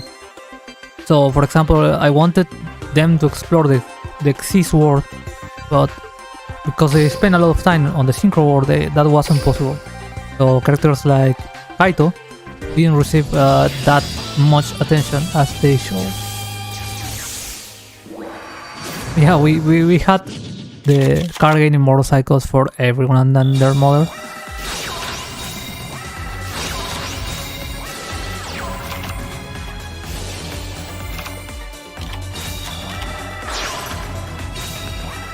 If I had to rank it on Backseating, it was probably the second worst Yugioh show, only behind Brains, but I still want to like it. I mean, sometimes a good character can carry a bad show, you know? I get it, I feel it. When was that time that you say, okay, this show sucks, but I like the wife, I like the MC, I like the... Normally you don't watch the environment of a show.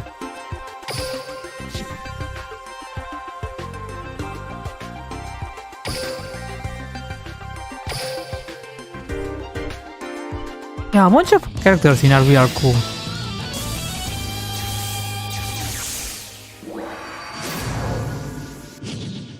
A bunch, but... I mean, if you just watch the first season on RB, you're going to get trolled. Because you're going to think, okay, this is a clown school. And the characters are so childish. The first arc of RB is... you really have to be patient. Because the first season is plain bad. But then the plot twist appears and the show gets a different tone.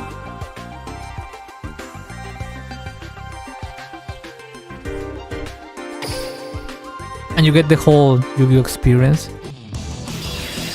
You know, supernatural powers, sci-fi, and manliness.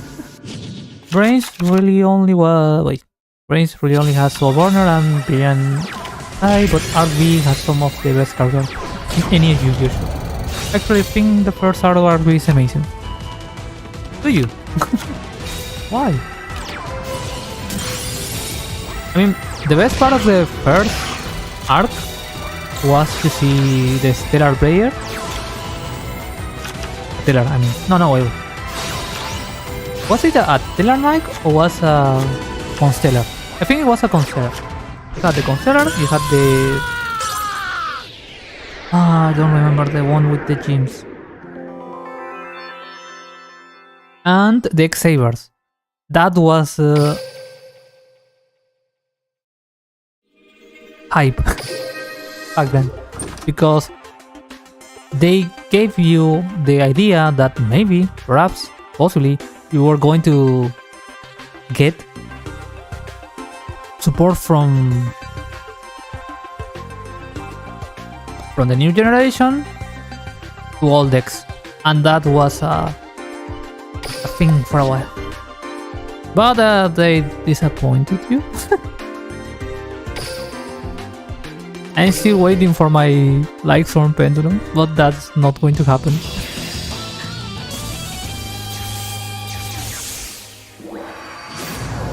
I mean, how can you make a Lightstorm Pendulum that can be useful somehow, even if you mile it? I mean, that's a real challenge on itself. If this card is sent from the deck or the graveyard, you can just place it on the pendulum scale, something like that. But that will be a little broken, I don't know. And also it doesn't really help with the names, even though no one's plays Judgment Dragon. The first arc of RB did a really good job setting up the main gang and main plot. It was a little slow, but little things like Yuzu having a rival or Yuzu trying her best to fusion summon. I mean, it felt more like a tutorial, you know? How do I fusion summon? How do I synchro summon? How do I XC summon? And you had the three rivals, which coincidentally had those decks. They were tutorials enemies. And you, of course, got Reiji, which was the boss who somehow was able to pull the three at once, because for some reason in that world, making more than one summon was extremely hard. Which is a meme. You know, that's... Yeah, of course, I did enjoy, but... 6-9. Nice. Wait. Achieve one quick victory in duels against Solvar. Oh, I need to find the little guy. I mean, I don't have to do it now. Yeah. Let's try to see what's up with... Wait, I have a... Vagabond.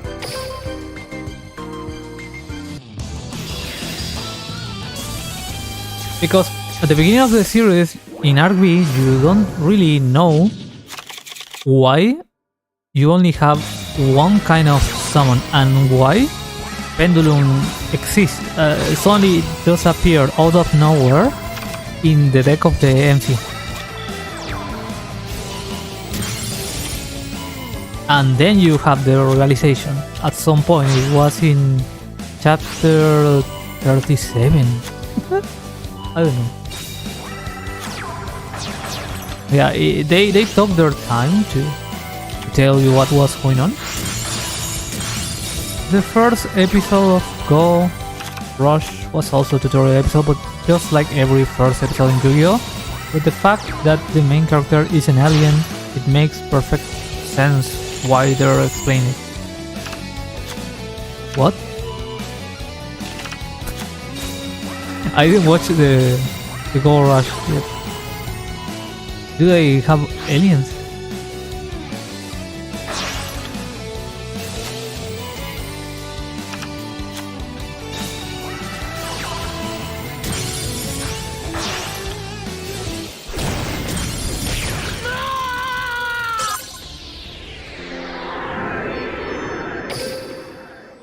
You confused the bot, right? Therefore I lost, but what? I mean, I remember listening the... You know, watching memes and like card games with aliens, but I thought it was a stretch. Okay, let's see... Cien.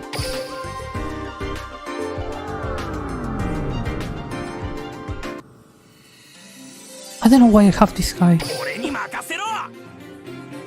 Bro, I can use the voices, the Japanese voices. Let's see. I really want to unlock Anna. Kaito! Let's see. 人は俺をナンバーズハンターと呼ぶ。 Oh, yes. Wait. A risk like that. It teaches the rule to the viewer and it makes a story with this tutorial and it gives a lot of character development to Yuzu and Gongen Saka, who don't get a lot of development late.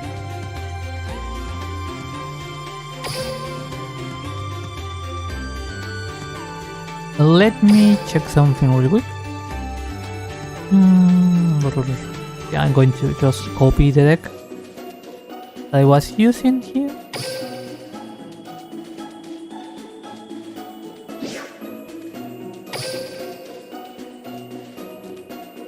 Pretty good. How many captures they have?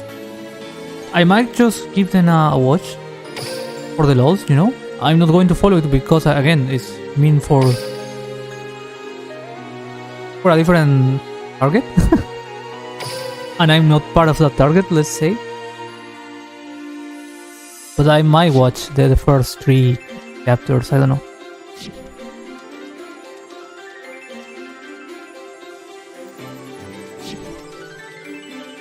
I mean, I do have one character ticket that I could use for Anna.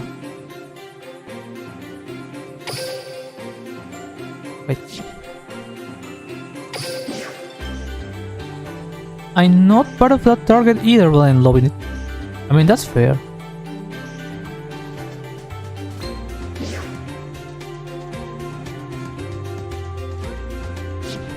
I mean,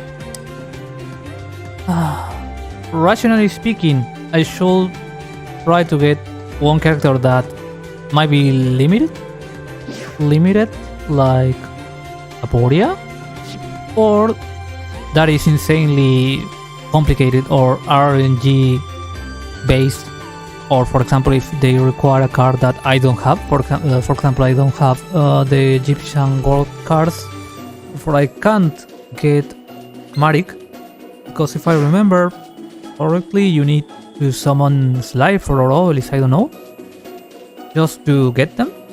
So I could just use the ticket on Marik and make it easier, but then again, I will lose part of the fun unlocking them.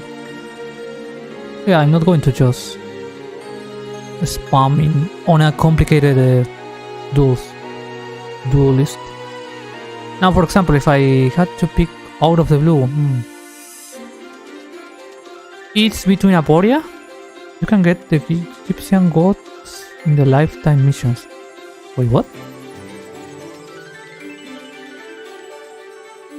I didn't check the life missions, now that I think about it, because they used to be secret. They weren't...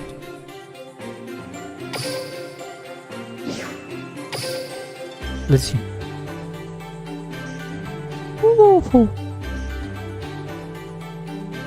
All the secret skills were used to be secret.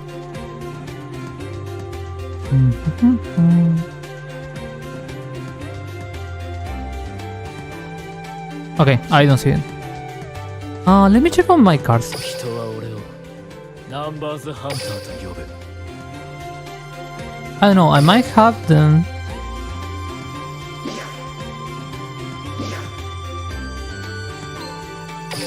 Other one. Obelix and Cypher. I think they were a freebie, I don't know. You passed them, I think.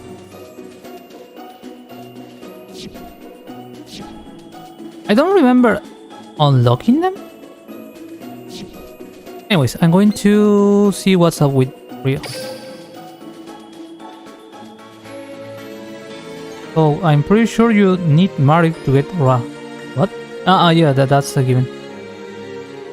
Let's see. Don't I know you from somewhere? I remember, you're Kite. Oh, wait.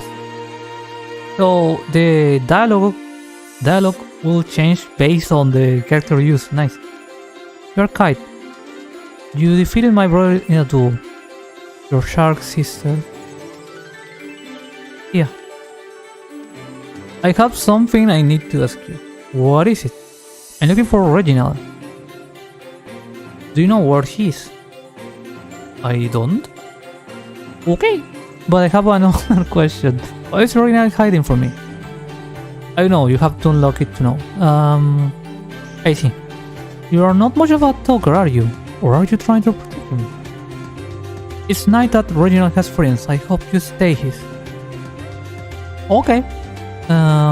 One last thing. What will you do with me? You want to do? I want to see the skill that defeated my brother. If it turns out you're actually not that hot. Oh. Reginald's going to hear an earful from me. Seems Shark has big problems on his own. Okay, let's see what I can get. Ice Prince, Siriord, Full Armor, Crystal, Zero Lancer, Penguin Soldier, nice. Torrential Reborn. Yeah, nothing of value. But I want to listen the voices, so I'm going to play manual.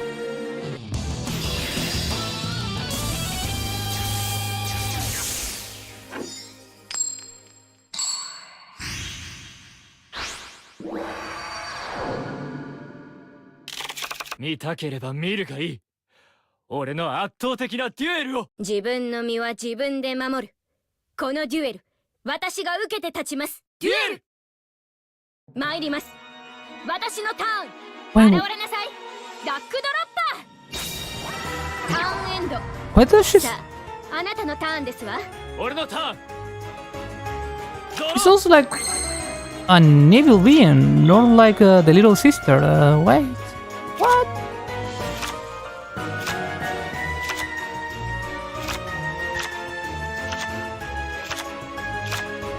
現れろ。モンスターを召喚。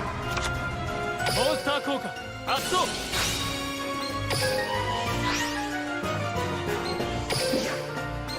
現れろ。モンスターを特殊召喚。I mean, considering how old Seal is, what else? Kaido's voice. Me too. That's why I'm silent, just listen. Considering how Seal is a show from almost 10 years ago, there's no point in avoiding a spoiler.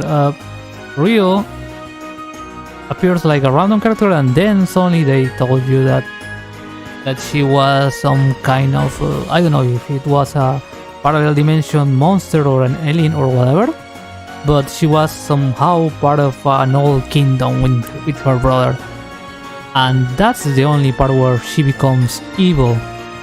But there's a little gap in the show, so I don't know why the seiyuu on her phrases is acting like a bad girl.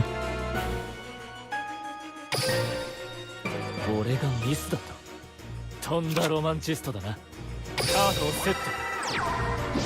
バトル。受けるがいい。モンスターで攻撃。そんな。モンスター効果発動。来い、モンスターを特殊召喚。ターンエンド。デュエルを続けろ。貴様のターン。これくらい対処できない私だと思って。私のターンドロー。見せてあげるわ。モンスターを召喚します。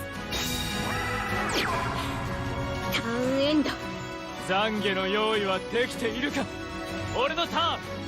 Because the variant word, which is whatever, ドロー。 they never explain what is the variant word, but what they tell you is that in order to be one of the, I don't know if it was 5 or 7 evil beings of the variant,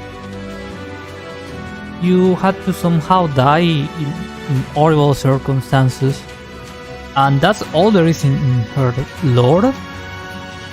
But she's more like a victim of the circumstances rather than a strong girl whatsoever.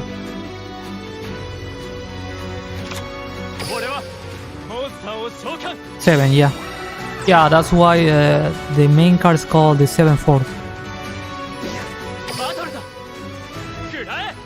モンスターで They 攻撃。 didn't really develop that part of the show. このままでは。モンスター効果発動。 They just gave you hints. 来い、モンスターを特殊召喚。受けるがいい。プレイヤーにダイレクトアタック。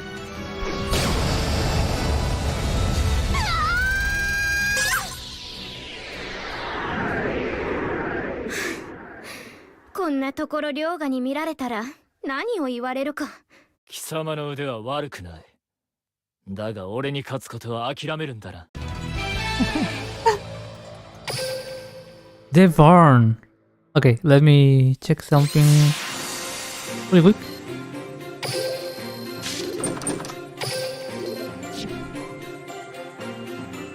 I don't like it, but I know when I've lost.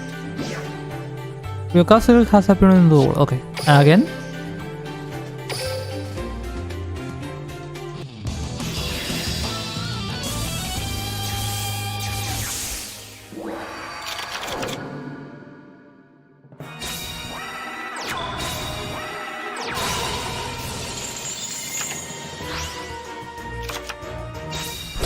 I feel like today we're going for 3 hours.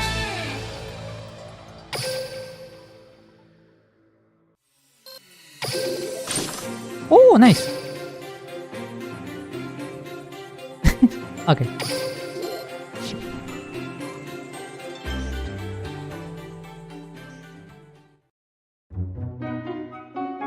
Yuma, look over there. Shark. Ew, it's only you, Yuma. Shark, are you hiding from your sister again?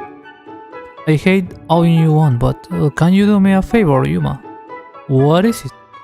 You didn't see me. You didn't hear me. I'm not here. Got it. Got it? Hey, everybody, here we go. Yeah. Okay, so this is so wholesome.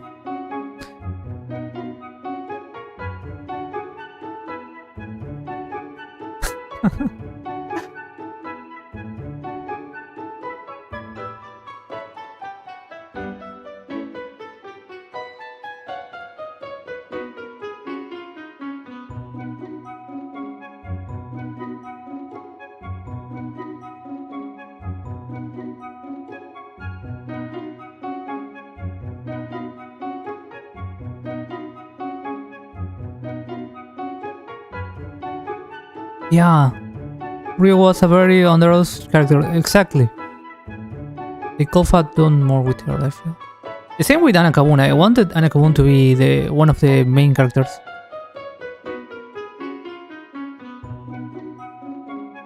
Like, she got all the vibes of a main character. Imagine if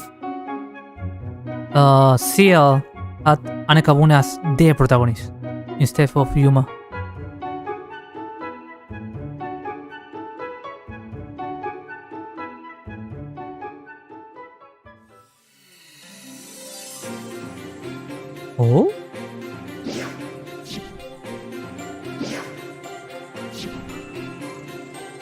Just let me check if you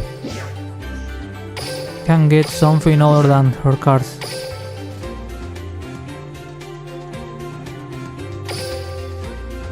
Oh?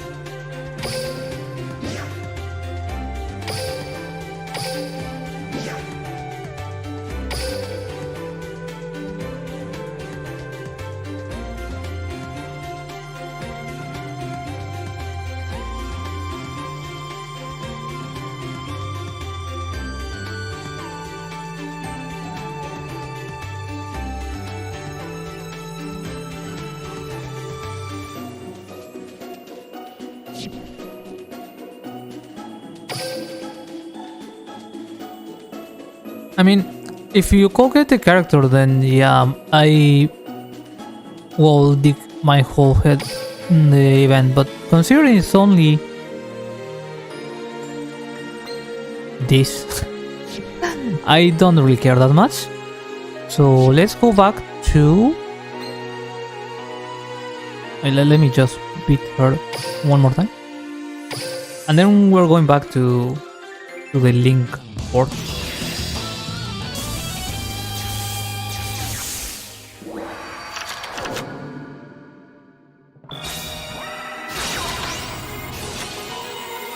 So the question is, so you put Link Monster on the deck for now? The answer is no. Not at all. As you can see, you can just make the whole blue eyes thing for the NPCs, and when it comes to the tournaments or the key OG, it doesn't really matter because we're going to use the tier 1 anyways. But for the rest of the game, it's not like the links made... Oh, another, nice. Oh. Okay. It is not the kind of jump that make all decks useless. At least not for now. Just wait until they get the unicorns, the Saryujas, the Borrelot dragons, and all the annoying link monsters. But for now, you can keep using whatever. You can keep using Burning Abyss, you can keep using DDD, you can keep using anything. Really, that doesn't will feel any impact nor power creep, at least for now. But consider what I said about I don't remember the name anymore.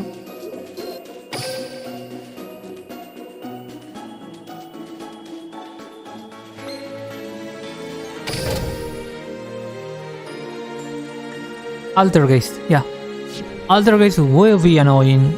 Altergeist will be competitive depending on the amount of cards they decide to launch. And most likely they're going to be banned.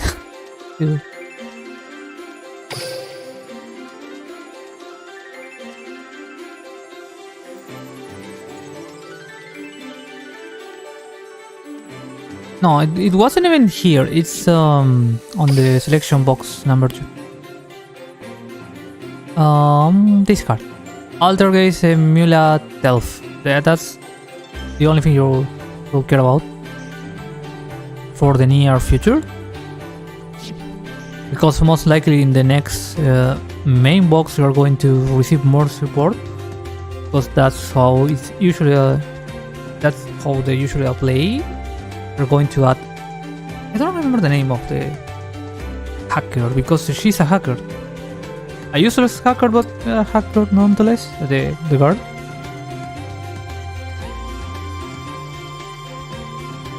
I'm not excited for Blue Angel per se, but her cards are annoying and are powerful, and they might make some people rage because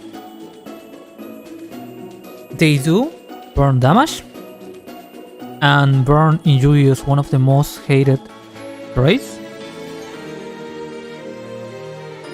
Second, they play on the opponent turn, and that's another annoying thing. and they are so easy to spam.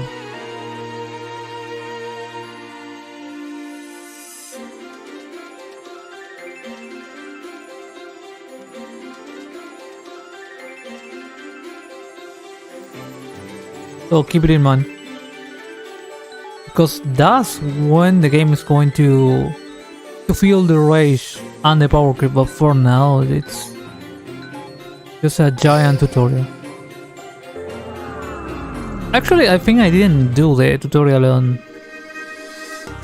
on Duel Links. It was somewhere along here, I don't know. Okay, let's see what I can do.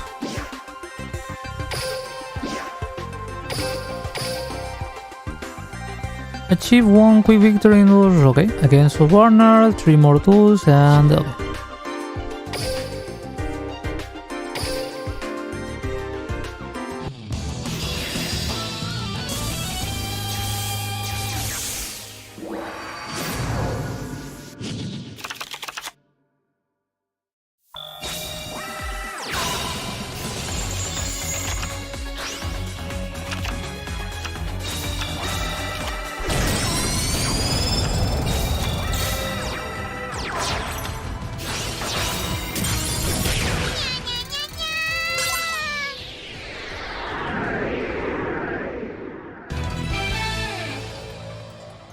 I wonder if I can go to stage 10 by the end of the hour.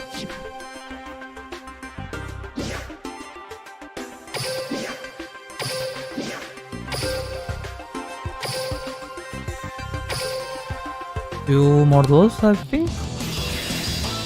Then I have to use the auto to defeat Warner, and I don't know what else I was supposed to.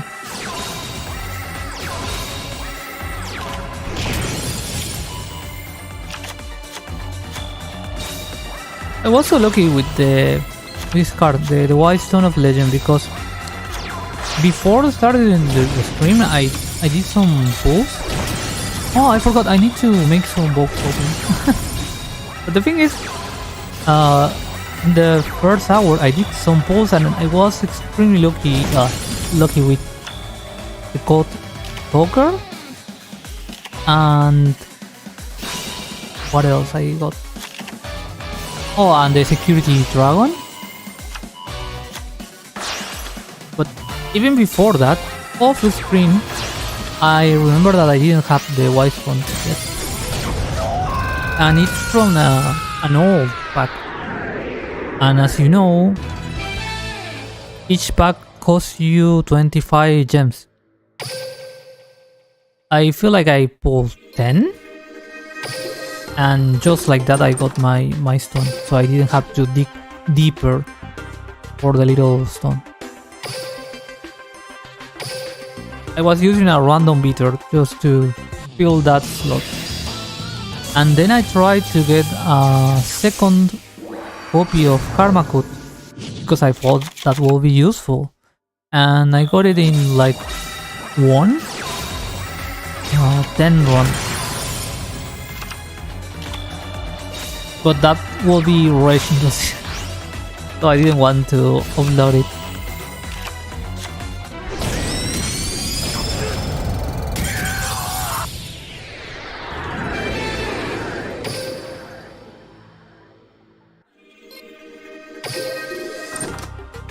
I mean, when it comes to old packs, I still need a couple of like zones, but that's not relevant to the purpose of the video, which is explaining a little about the links.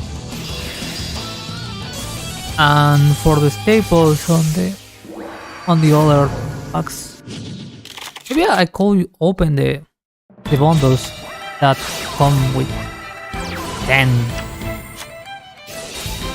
of the Link Revolution packs. Yeah, I'm going to do that after I'm done burning my stamina. Oh, what level is my opening? Oh, there was?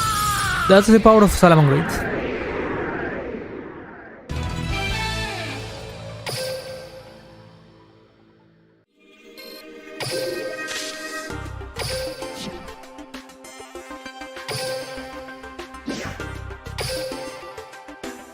And just like that, we were able to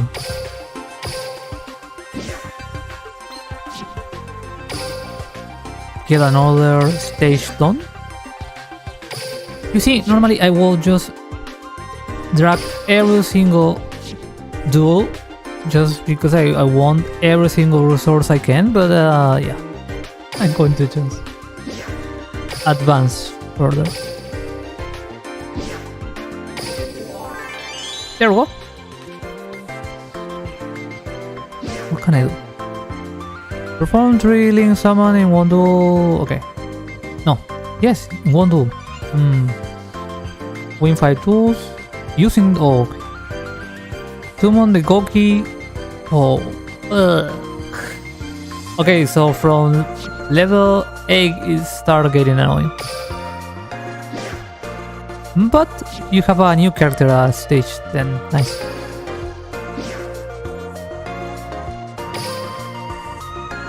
Ah, 38k. Okay. What I can do is okay, I'm going to copy Blue Eyes. Win 5 duels with Goki.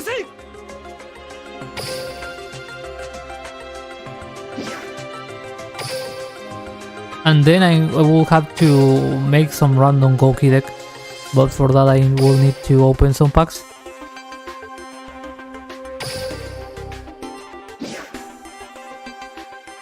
At the beginning of the duel, add 1 Goki Suprex, 1 Goki Twist Cobra, 1 Goki Twist Scorpio to your deck, unless you already have 3 copies of your respective card, then add 1 Goki the Great Ogre to your extra deck. The following effect can be used. The other day I watched a meme about ABC Dragon, you know, the fusion monster, and someone was like, okay, I wanted to make some newbie start playing Yu-Gi-Oh, and they weren't able to decipher whatever was in the card text, because you know, Yu-Gi-Oh has this thing with manifesting if, when, conditional situations only when they have once per turn clause, whatever the graveyard is, if the effect is once per turn, or once per chain, or only 1 copy allowed for them. It's so complicated for a newbie, at least. So at some point, even if you try to, this guy put markers on every single part of the card, and they weren't able to check it out. So a lot of decks tend to confuse the people. Until the end of your opponent's next turn, that monster will not be destroyed in battle. Also, they will be in your... Yeah, well.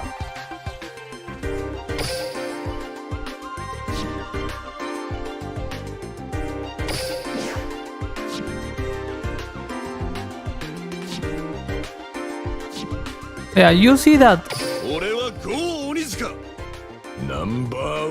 Gokis in particular are super automatic.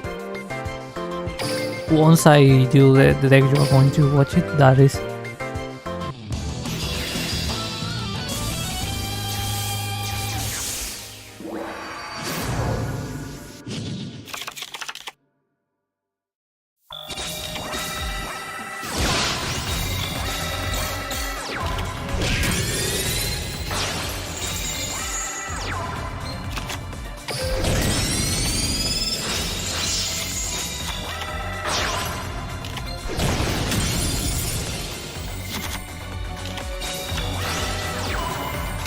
So yeah, all in all, Goki is a decent deck, but I wouldn't invest my gems on it.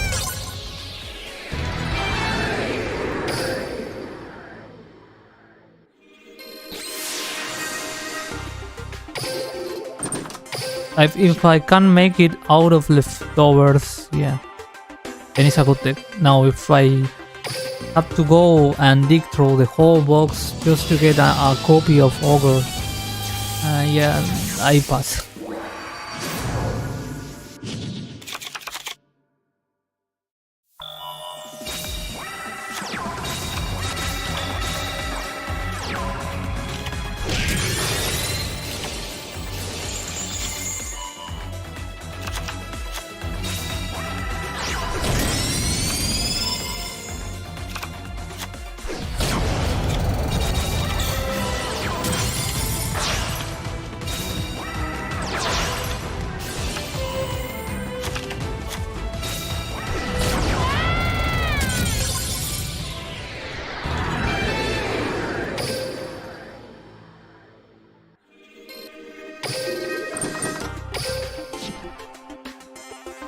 Why do the real units are little onions or garlics? I don't know.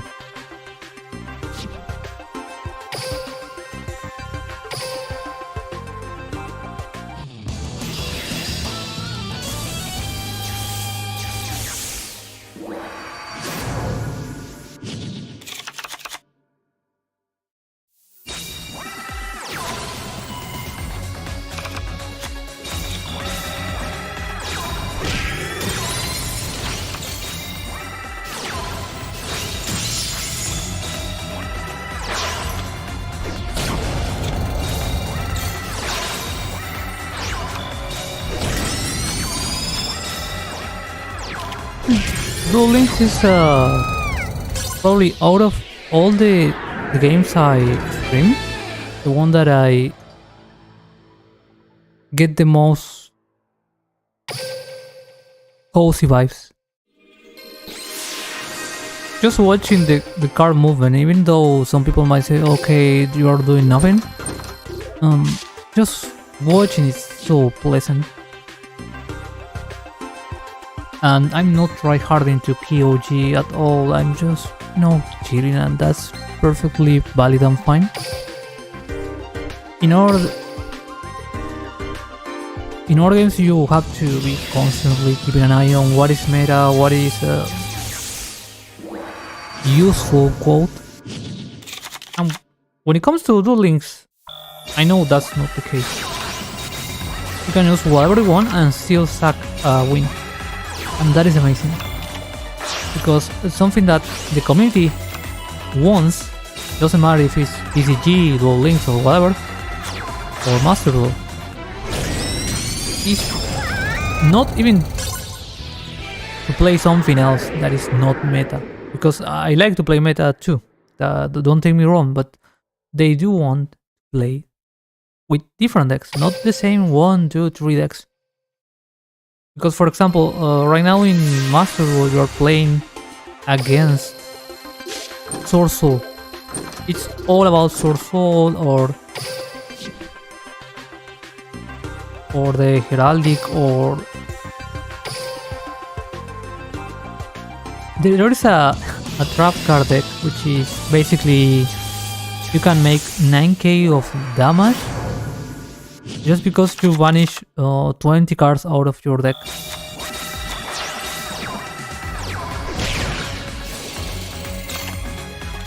So yeah, my point is that you're basically facing the same deck over and over again, and that's not quite appealing, in my opinion. Even if I understand that there must be some sort of selling point, because otherwise people will not buy the new booster packs. You don't have to make everything before that pack useless.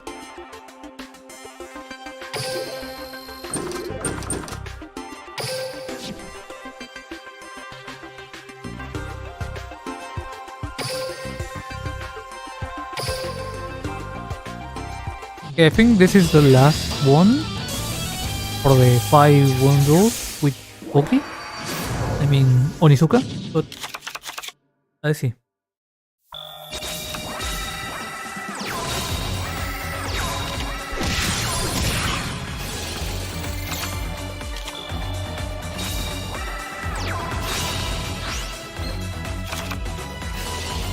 Also, I understand the feeling of wanting to pull a random combo just for the lows.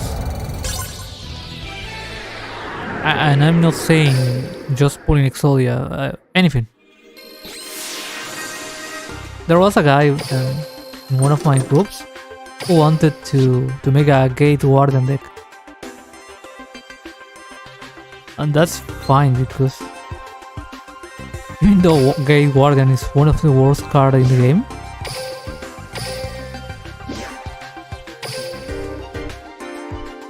let's see. Summon Goki, the Grid or Grid Ogre on one time.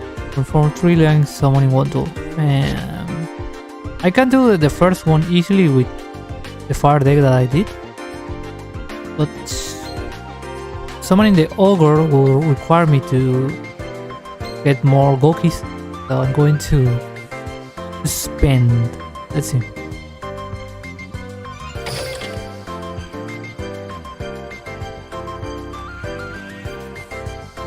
As I explained before, I don't really need anything here other than probably Signet Mining and Pot of Duality, so because I was able to get the Code Talker out of my bundle pack.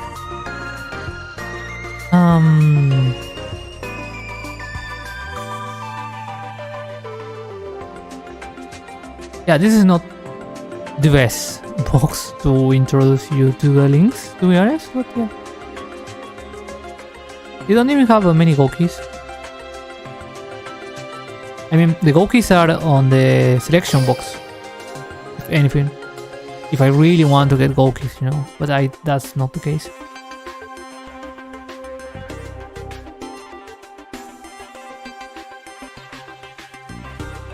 Yeah, let's see if I can make some random leftover Goki deck out of my bundles.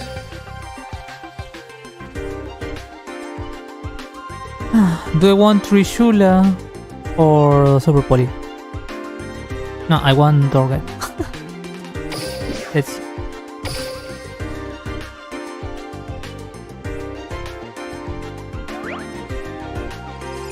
Oh, you actually have a 15. I thought there were only 10. Nice.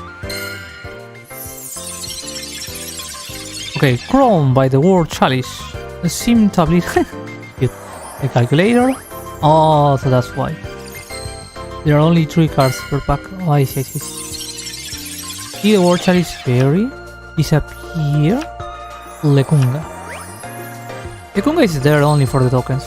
Because, again, you can't just abuse tokens on the Link era.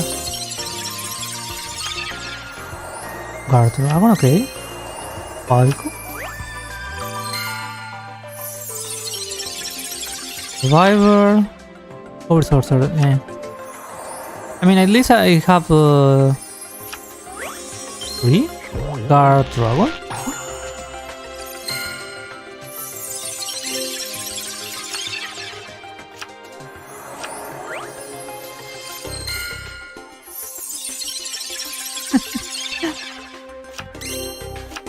There's something funny with the World Chalice. If I ever pull the card, I'm going to tell you what I mean. Oh, the kaiju. Yeah. Ooh, tiny.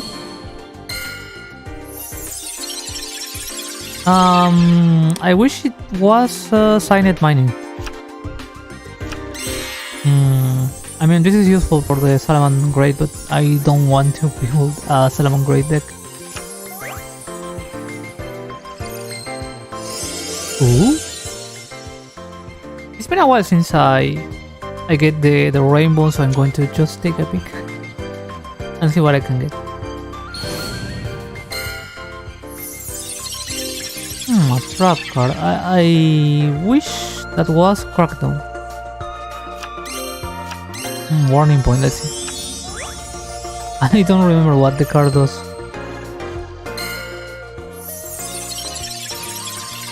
Reading partner. Number 11, let's see. Long Grey Burning Shield. Coyote. Yeah. 3 left. Chosen. 2 more. Ooh. Fancy. Let's see.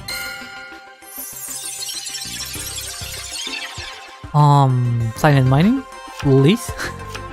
Yes. There we go.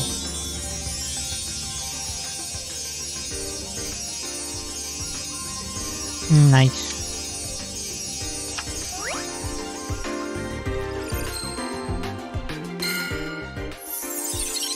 I mean, the truth is, I won't stop using Blue Eyes for the NPC battles because it's more convenient than everything else. But when it comes to making world quests, you need some kind of decks. I remember back then when I did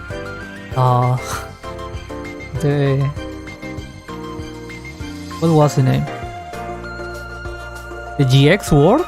I didn't have any fusion monsters, so basically my deck choices were limited to some random heroes that I had from random packs. It was so slow to grind. Yeah, I understand that I need a certain cards to progress on the world, but for the sake of convenience and because I like it, I will remain with Blue Eyes for the time being. I mean, it will take a long time to portrait the whole thing. It's like Blue Eyes is the best investment for a newbie and a long-term player as well, but yeah.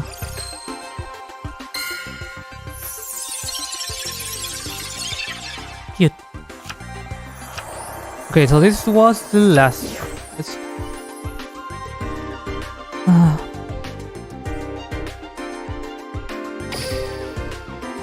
A warning point, let's see. When a monster is summoned this turn, that face-up monster cannot attack. Okay. Its effects are negated, and it cannot be used as material for a fusion, synchro, seize, or link summon. Oh, I can see this card being used in a stall deck, but more than that,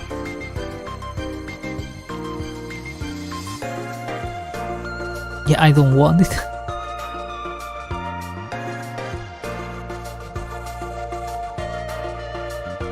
I mean, I'll take it because I got it out of nowhere, but I'm not actively looking for it.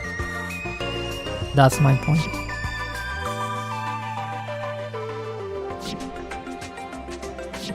Okay, so the important part here is that I didn't have any Goki. What? I didn't know that you had the bonus with the Vagabond, the Vagrant in this case. By winning this duel, you will earn 5 times the XP that you would earn from the standard duels. Okay, nice. I mean, I take it. Oh, but they play with War Chalice. This might be a little hard.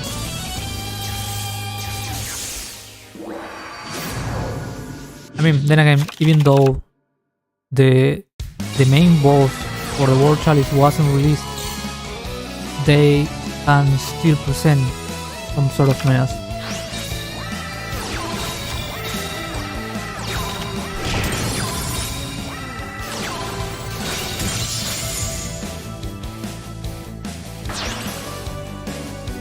Oh no.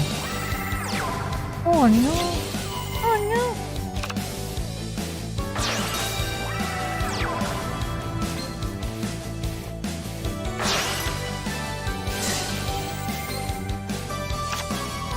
See, this is what I mean.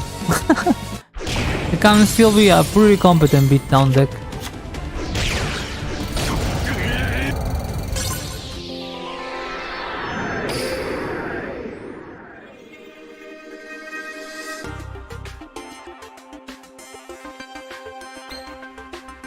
Okay, let's see if I can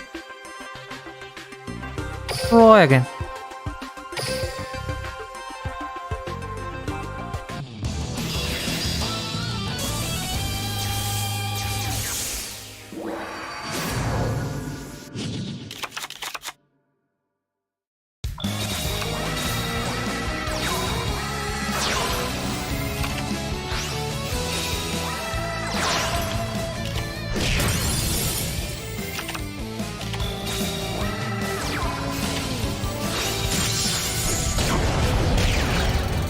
There we go.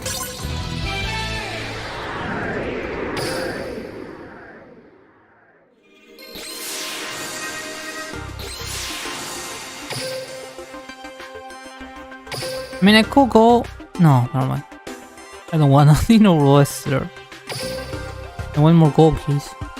If I want to progress on the whole game.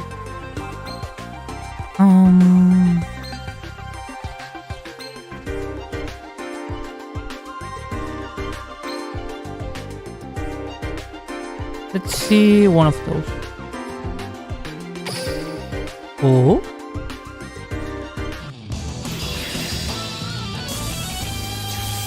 Is this a virus deck? I don't know.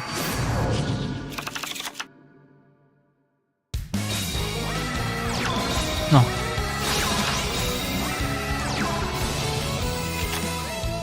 By the way, I think I have enough cards for a chaos deck. But they are not auto friendly.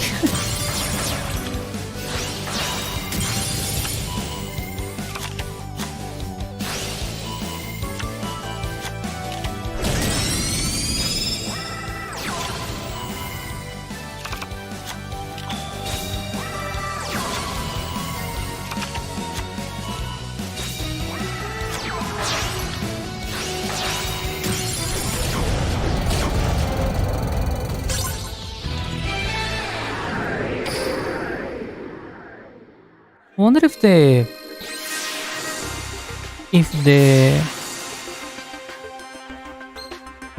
tickets now have some links. Let's see. I mean, in the near future they show, but for now I don't think that will be the case. Nope. I wonder what will be behind the tickets and what will be, you know, in the deepest part of a box. What will be only behind a structure deck. I don't know. I just wish the game can be affordable for the free players somehow, you know, like in this amount of time, a little bit of fairness. I'm just wishing.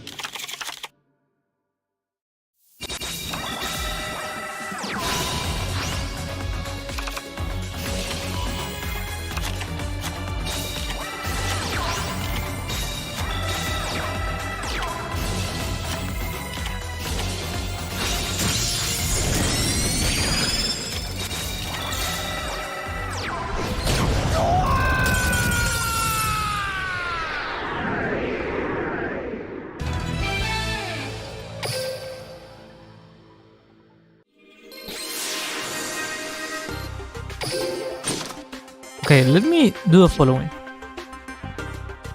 I'm going back to the shop. Wait.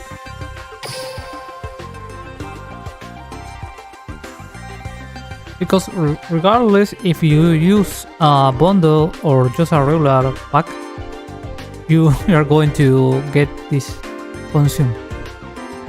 So what I could do is to reset my box right now, because I already have the code poker and I only cared about that. I already have one of the two dragonets.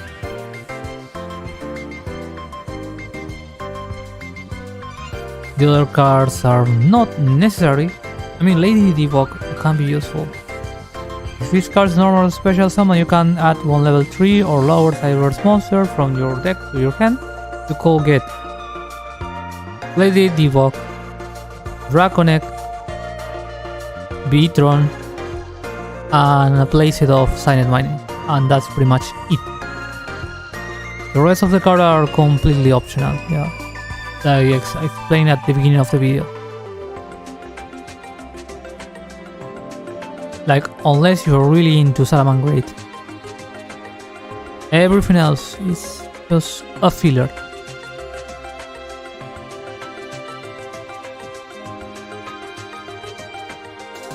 So yeah, I'm going to do that. I'm going to reset the box, just in case I can get any other Signet Mining. And I'm going to pull another bundle. And just because I'm going to pull a random, I can get more cookies. Wait.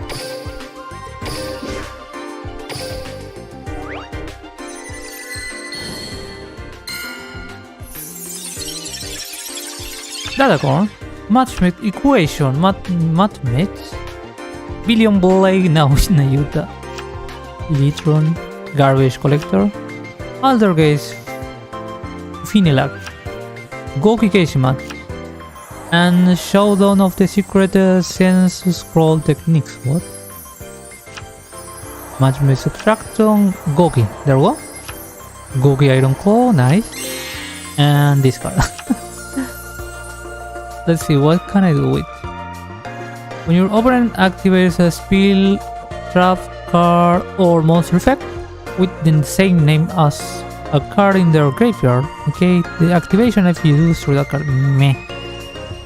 I mean, the art is cool.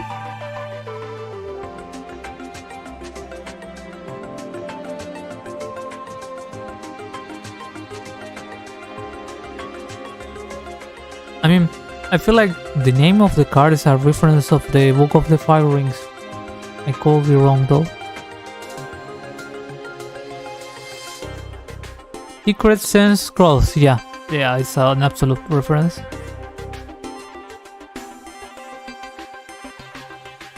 Okay, anyways, will I reset this pack too? Or maybe.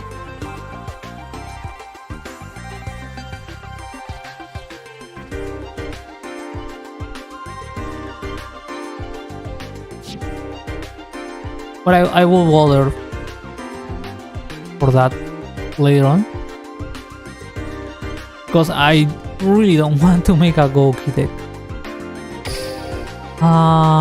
Let's see.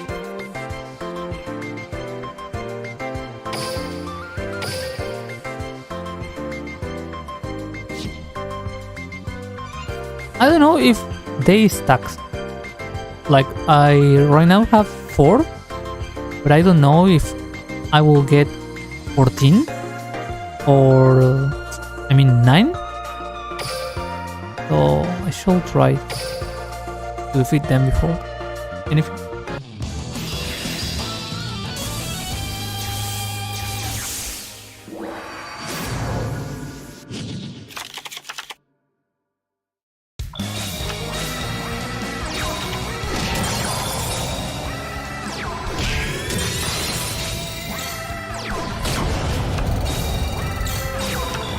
And then again, if I have to make a little of grinding off screen, then shall we?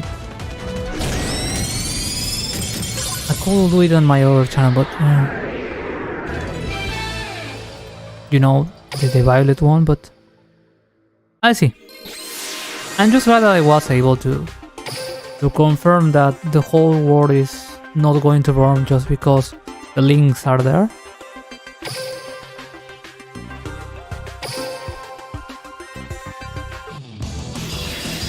Because if I had to make a quick recap of what we did today, that will be 1.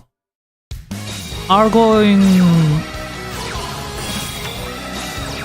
going to see the end of Yugioh just because they added the links? The answer is no, absolutely not.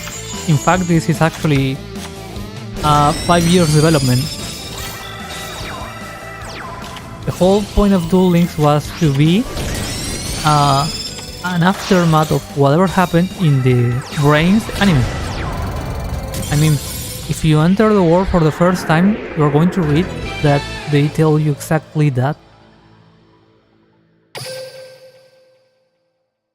Even some of the NPCs. The whole concept behind Duel Links is to be a complementary and not only a complementary part of the anime from 5 years ago, but rather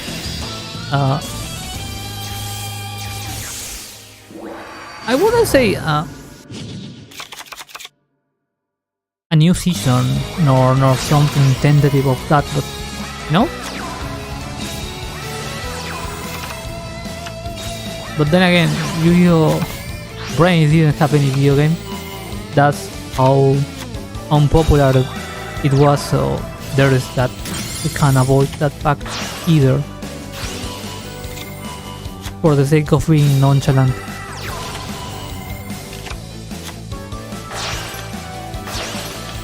So yeah, I wish them the best. Because I love Yu-Gi-Oh! Regardless, I was really... I stopped making Yu-Gi-Oh! Content after Kazuki passing away.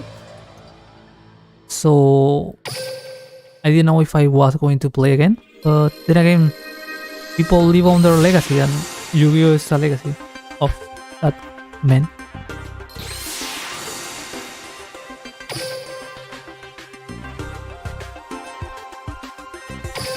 So yeah, so far they didn't add anything broken. They are going to. So don't take me wrong. They're going to add the Saryujas. They're going to add the Link Sky Strikers. They're going to add the cards for decks that are powerful enough, like the Burning Abyss Link. They're going to that. Don't worry. That's Yu-Gi-Oh! Or Greed is a thing. But then again, that's not going to destroy your experience, you know? You see, for example, this opponent is playing Lunalike. Lunalike is still going to see play. Because it's still a simple yet powerful strategy. Beat down. And OTK.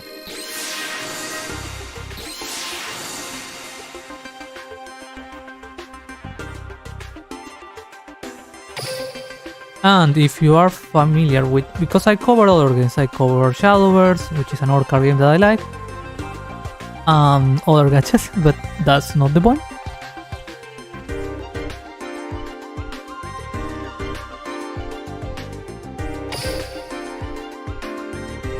If you know the foundation of any card game, it's all about resources, right? So even the links have a requirement, an amount of food. If you can cut the gas, in this case is the special summon, by floodgates, then you're going to be fine.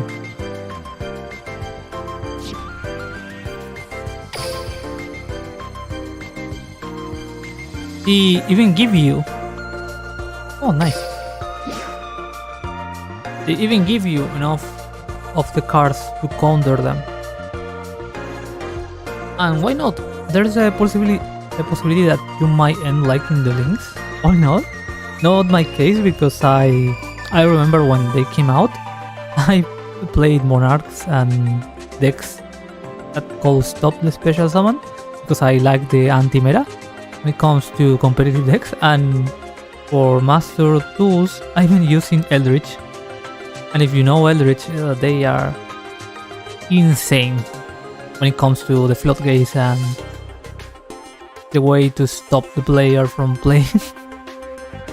So there's an old meme that says that Yu-Gi-Oh! Is about not letting your opponent play Yu-Gi-Oh! And it's true. To a degree, that's the case. I mean, I wish Yu-Gi-Oh! Was more interactive, of course. But it is what it is, you know?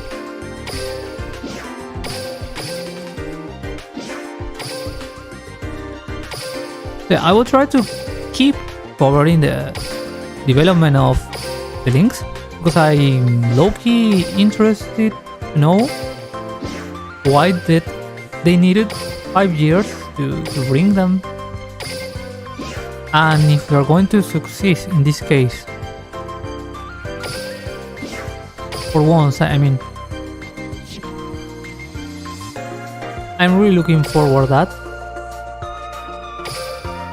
So I'm going to just like that, just like how I put my tour guide on my right. I'm going to end like this.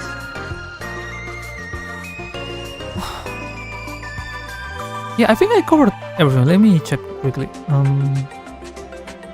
The arrows, requirements, which cards to pull, which cards to avoid, which cards to look up for. You can watch the vote if you want.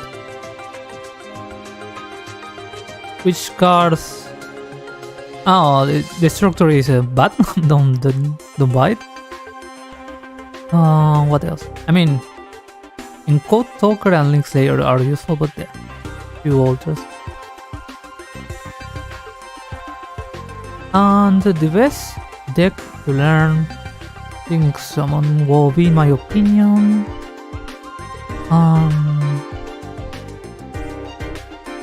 It's between Goki and War Chalice, but the thing with War Chalice is that basically all they have is normal summon. Extra normal summon, it's not even a special summon, so I wouldn't recommend you, even though the deck might be a little powerful, I wouldn't recommend you to get used to that kind of interaction, because that's not going to be the case. Furthermore, or if you want to just play a funny deck, just go ahead. I like the lore for the War Chalice is huge, and I mean really huge.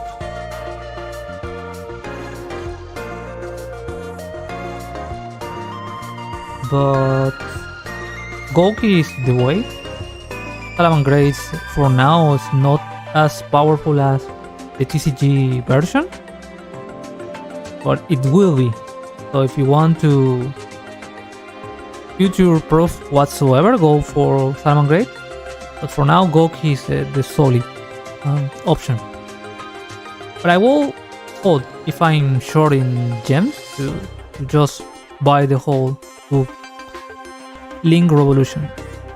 Because again, I was able to sack the Code Talker, and that's enough for now. Even the Code Talker won't be used in the long run, so keep that in mind. Other than that, if you have any doubt, you can leave a comment in the video. I will try to answer. I will try to unlock more characters because yeah, I love the game. I want to unlock Anna. That's pretty much it. I will try to see what else I can find. But yeah, I'm more than satisfied with the outcome. So,